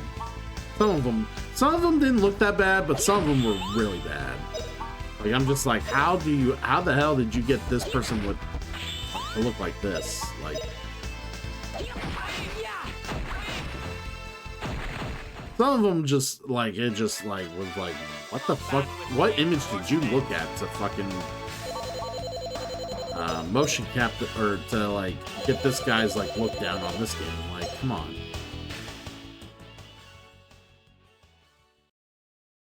Yeah, sometimes you're too positive, Ren. So it didn't look good in some parts. It just really was bad.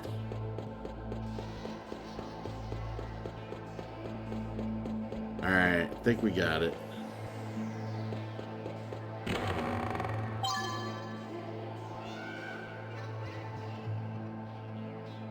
Energy charm. Halves SP usage. That's pretty good. Is that it?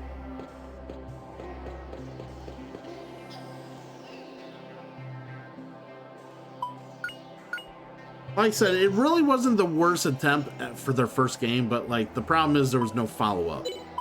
Like, and I don't know when or if there will be a follow-up. Like, that was the thing. Like, sometimes you start somewhere and the first game you make isn't that great, and then you learn how to evolve and make a game better. All franchises go through that phase. Like, but they just don't. And it is what it is. Yeah, the problem is AEW still wants people to go back and actually play the game and like get the game. And it's like, dude, your roster's severely outdated. Like, you need to fucking put out a different game. Like, quit fucking around. If you want an actual video game and you want people to play the game, get a new game out. Like, don't. I just don't think they will.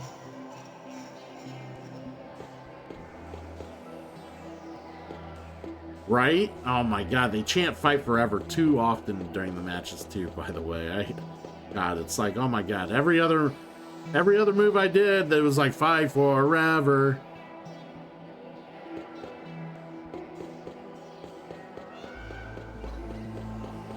To the point I'm just like, shut up!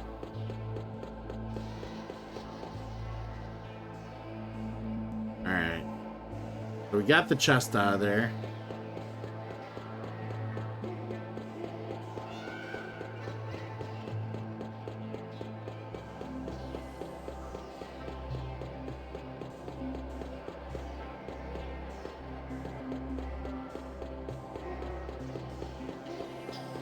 So all I had to do is find all 4 soldier souls and the chest fell. Okay. I guess that's all we gotta do. Right here.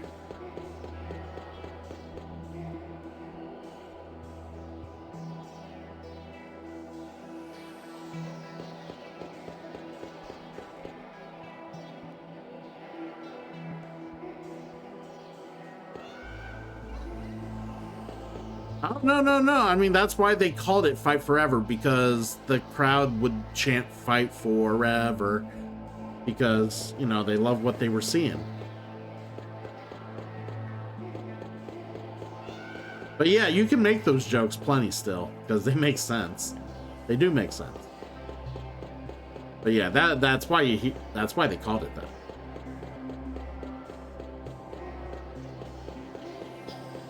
We're trying to get out of here. I wish there was a warp stone or something that'd let you just get out of a dungeon. But there is not. The long trekking climb.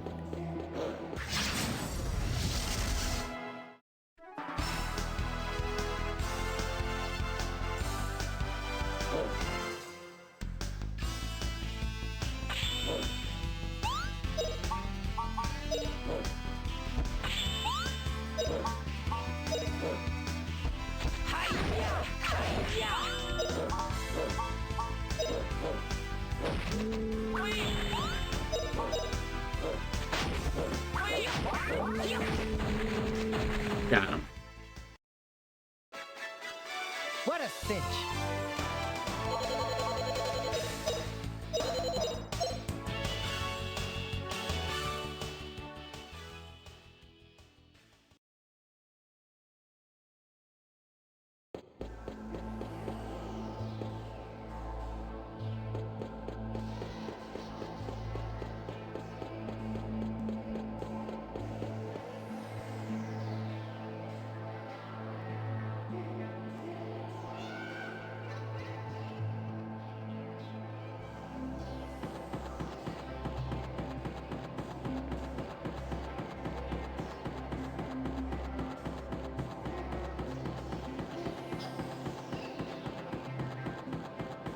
I gotta figure out where the fucking door is to get to basement floor 1.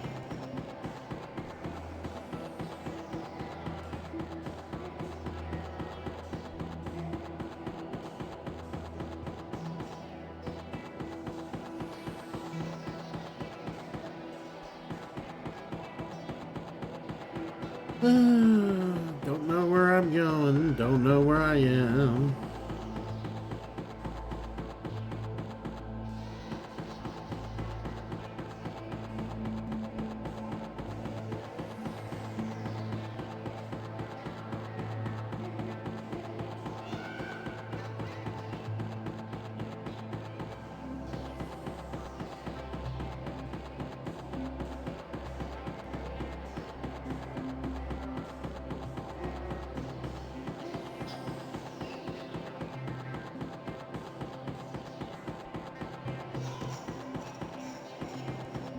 There we go.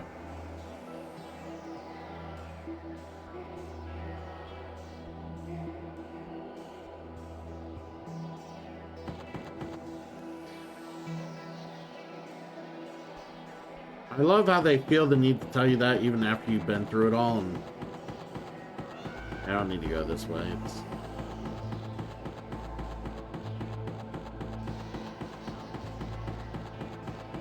Yep. Thanks for letting me know about the special scenario. We went through it all. Thanks, game.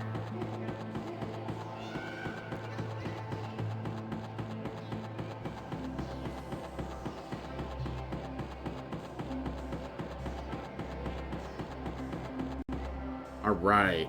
Recover. We have done it. We are done with the Soldier's Graveyard.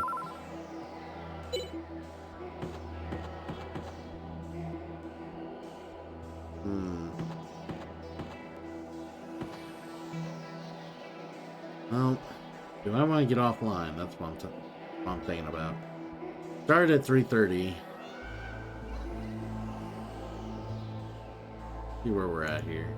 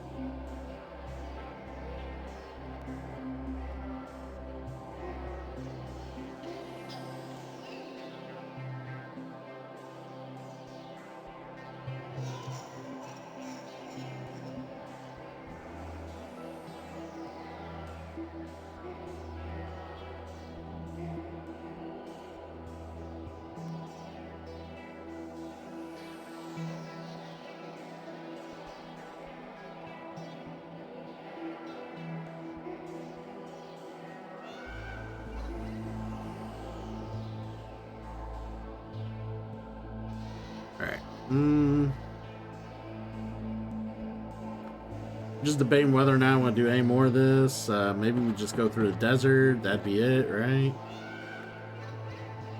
Yeah, we could just get through the desert and call it.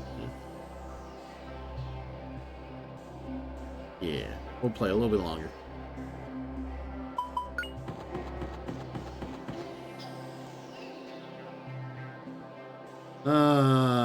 Fucking technical difficulties. I hate them. Like, I look and I'm like, wait, I haven't only been streaming for like 3.5 hours, but then, yeah. Stupid scorpions.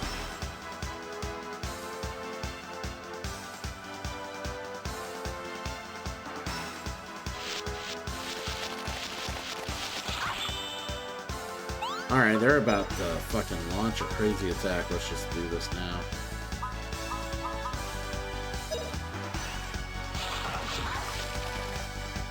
Feel the power of ice.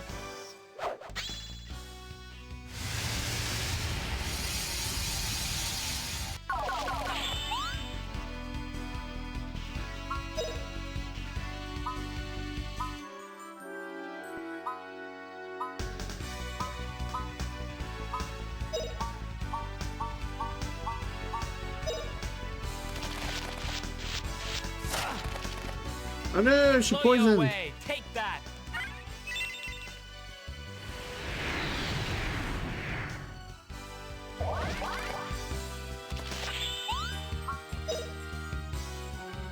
Rando hurl, let's go. Through.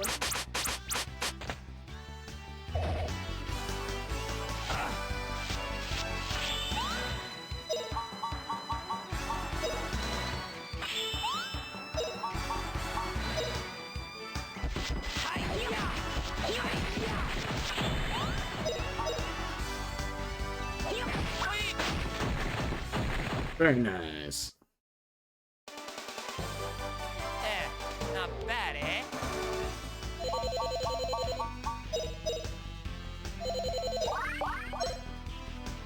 Good old rap, leveling up. Very nice.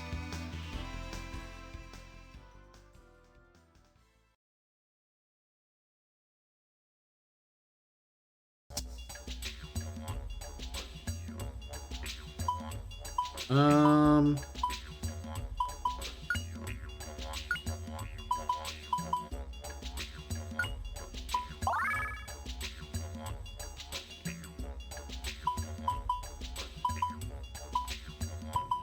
Alright.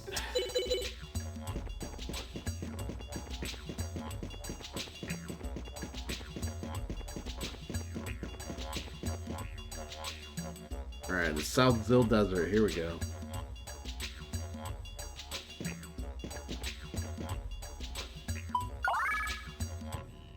Alright. I guess we'll save the game again.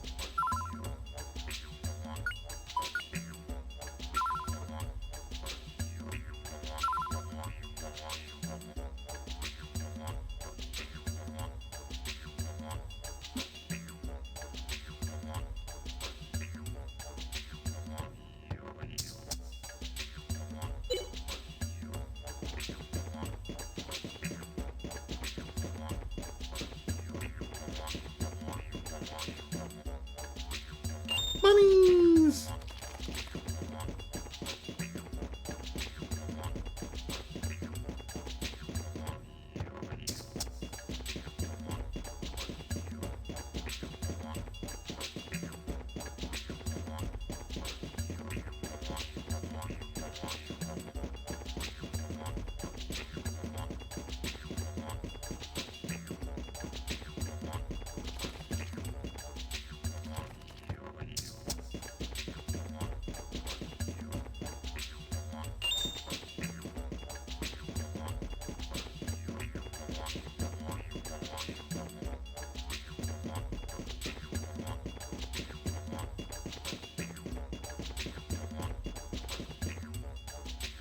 Ooh, what we got here?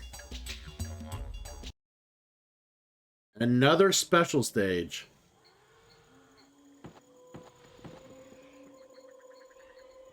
What?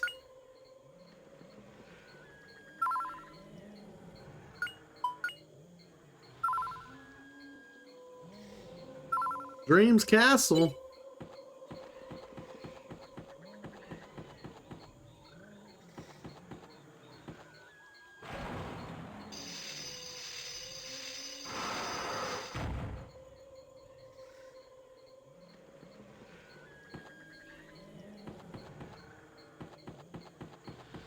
What's your request?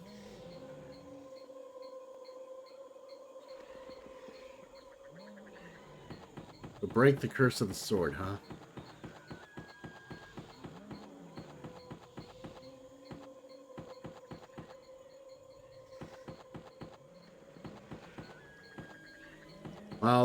Well, honestly, I will probably take on this dungeon next week.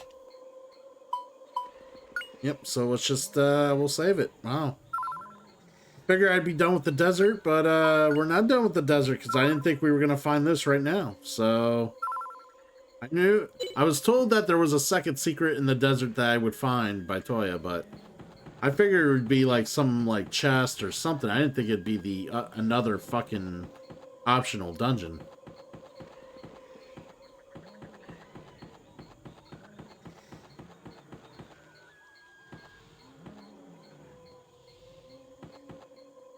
All right, well, I think we'll call it a stream then. I'm sure this stream will get split in two, unfortunately, which sucks, but I didn't really do a whole lot before the technical difficulties, so yes, it might just be considered a short stream today. Who knows? But anywho, we'll take on this optional dungeon next Sunday. Either next Sunday or next Monday. One or the other. Just depends how I feel. Or how I'm feeling, but we'll we're gonna be playing Helldivers 2 later tonight, after I get off work. It'll be me and Germs, and then whoever in the chat would like to play Helldivers with us, we are more than welcome to have you on board. And hopefully we'll fight the good fight. We'll fight for democracy, because why wouldn't you? It'll be a pleasure. Be a good ass kicking time. And you know, you get to hang out with Germs too, because you'll hear him in the chat. So thanks everybody for hanging out. Thanks for being here. Sorry I started a little late today. Got caught up on some sleep. We'll probably get to bed here soon. Yeah, part 11 on Grandia's. You don't own Helldivers, but you do own Marvel Rivals, which we'll play next week. I am playing Marvel Rivals next week. Germs redeemed Helldivers 2, so I'm doing Helldivers 2 because he redeemed it. So we're gonna have fun. Oh, good. Oh, whatever. I'm also gonna try to get a PS3 controller over the weekend so I can finish Siphon Filter, or continue to play Siphon Filter next week as well. So that's also part of the plan. All right, so I will yeah, I'm gonna get off here. Let's see who we're gonna raid.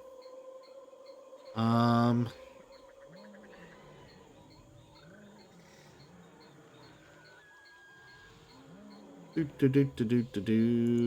we raiding today?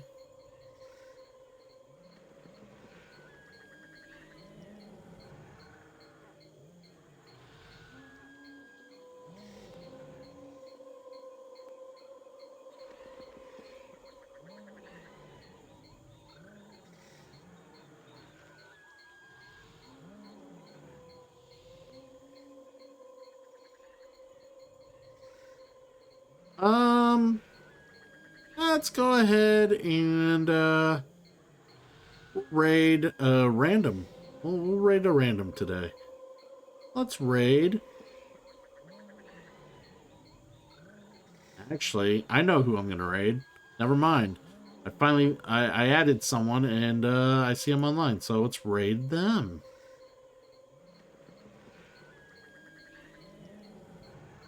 Oh, they're actually starting. Okay.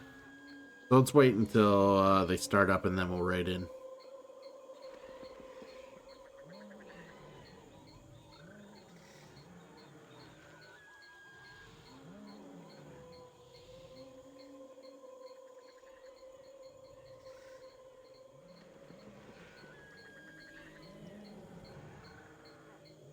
Oh wow, I didn't realize that they were this popular. They followed me on TikTok. No, not the person I met yesterday. No, this streamer followed me on TikTok, and I didn't really take much mind how big they were. They're big. They're not bad sized streamer.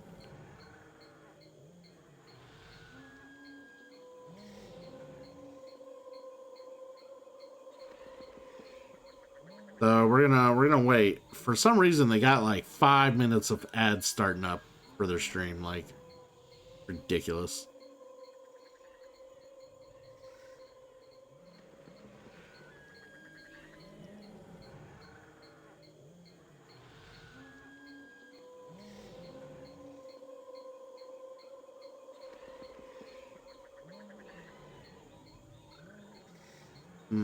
And my ads are about to start, and I can't snooze them anymore. God damn it.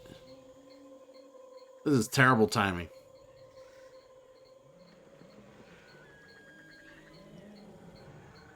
This is terrible timing.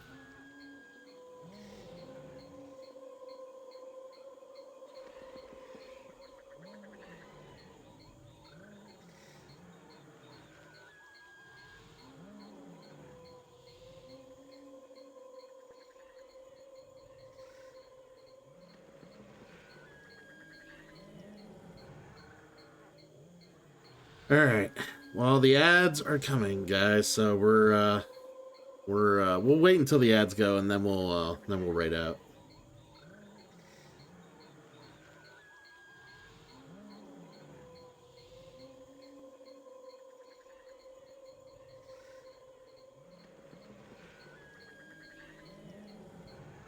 They're apparently on the front page today too, so it might be worth, like I said, it's possibly worth rating them and seeing what happens, but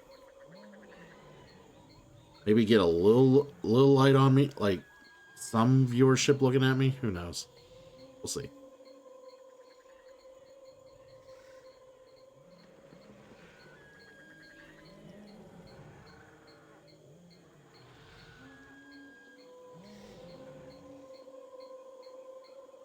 By the way, Damon, how do you feel about one of the nights being a Terraforming Mars night?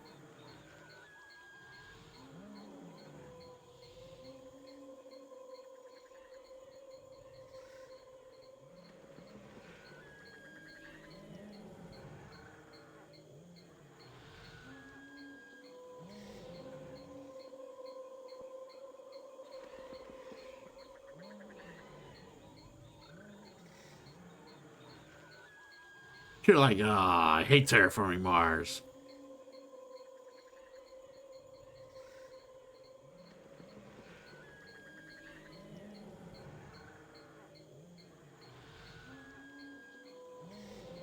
All right, finally the ads are out on that end. But unfortunately, I'm in ad break here, so I don't want to raid out in the middle of ads here.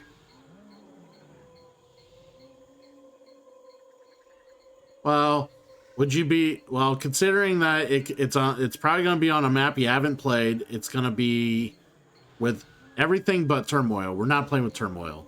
I'm not gonna subject people to the fucking stupid negotiation and delegation expansion. I mean, I love that there's events, but like it just kind of also is part of it too, and just we don't worry about all that. I'm also I'm randomizing the awards and yeah, I'm randomizing the awards and the milestones as well. So you have no idea what the milestones or the awards could possibly be until we randomly draw them. So it's gonna be fun.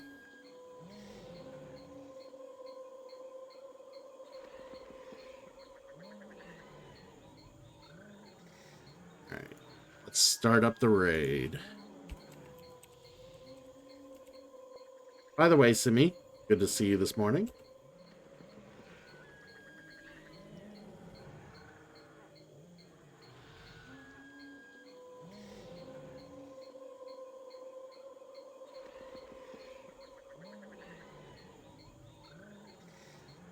You're gonna acknowledge me. Archer! What? You don't like the trade shit? I love the trade trade expansion. You hate the trade expansion?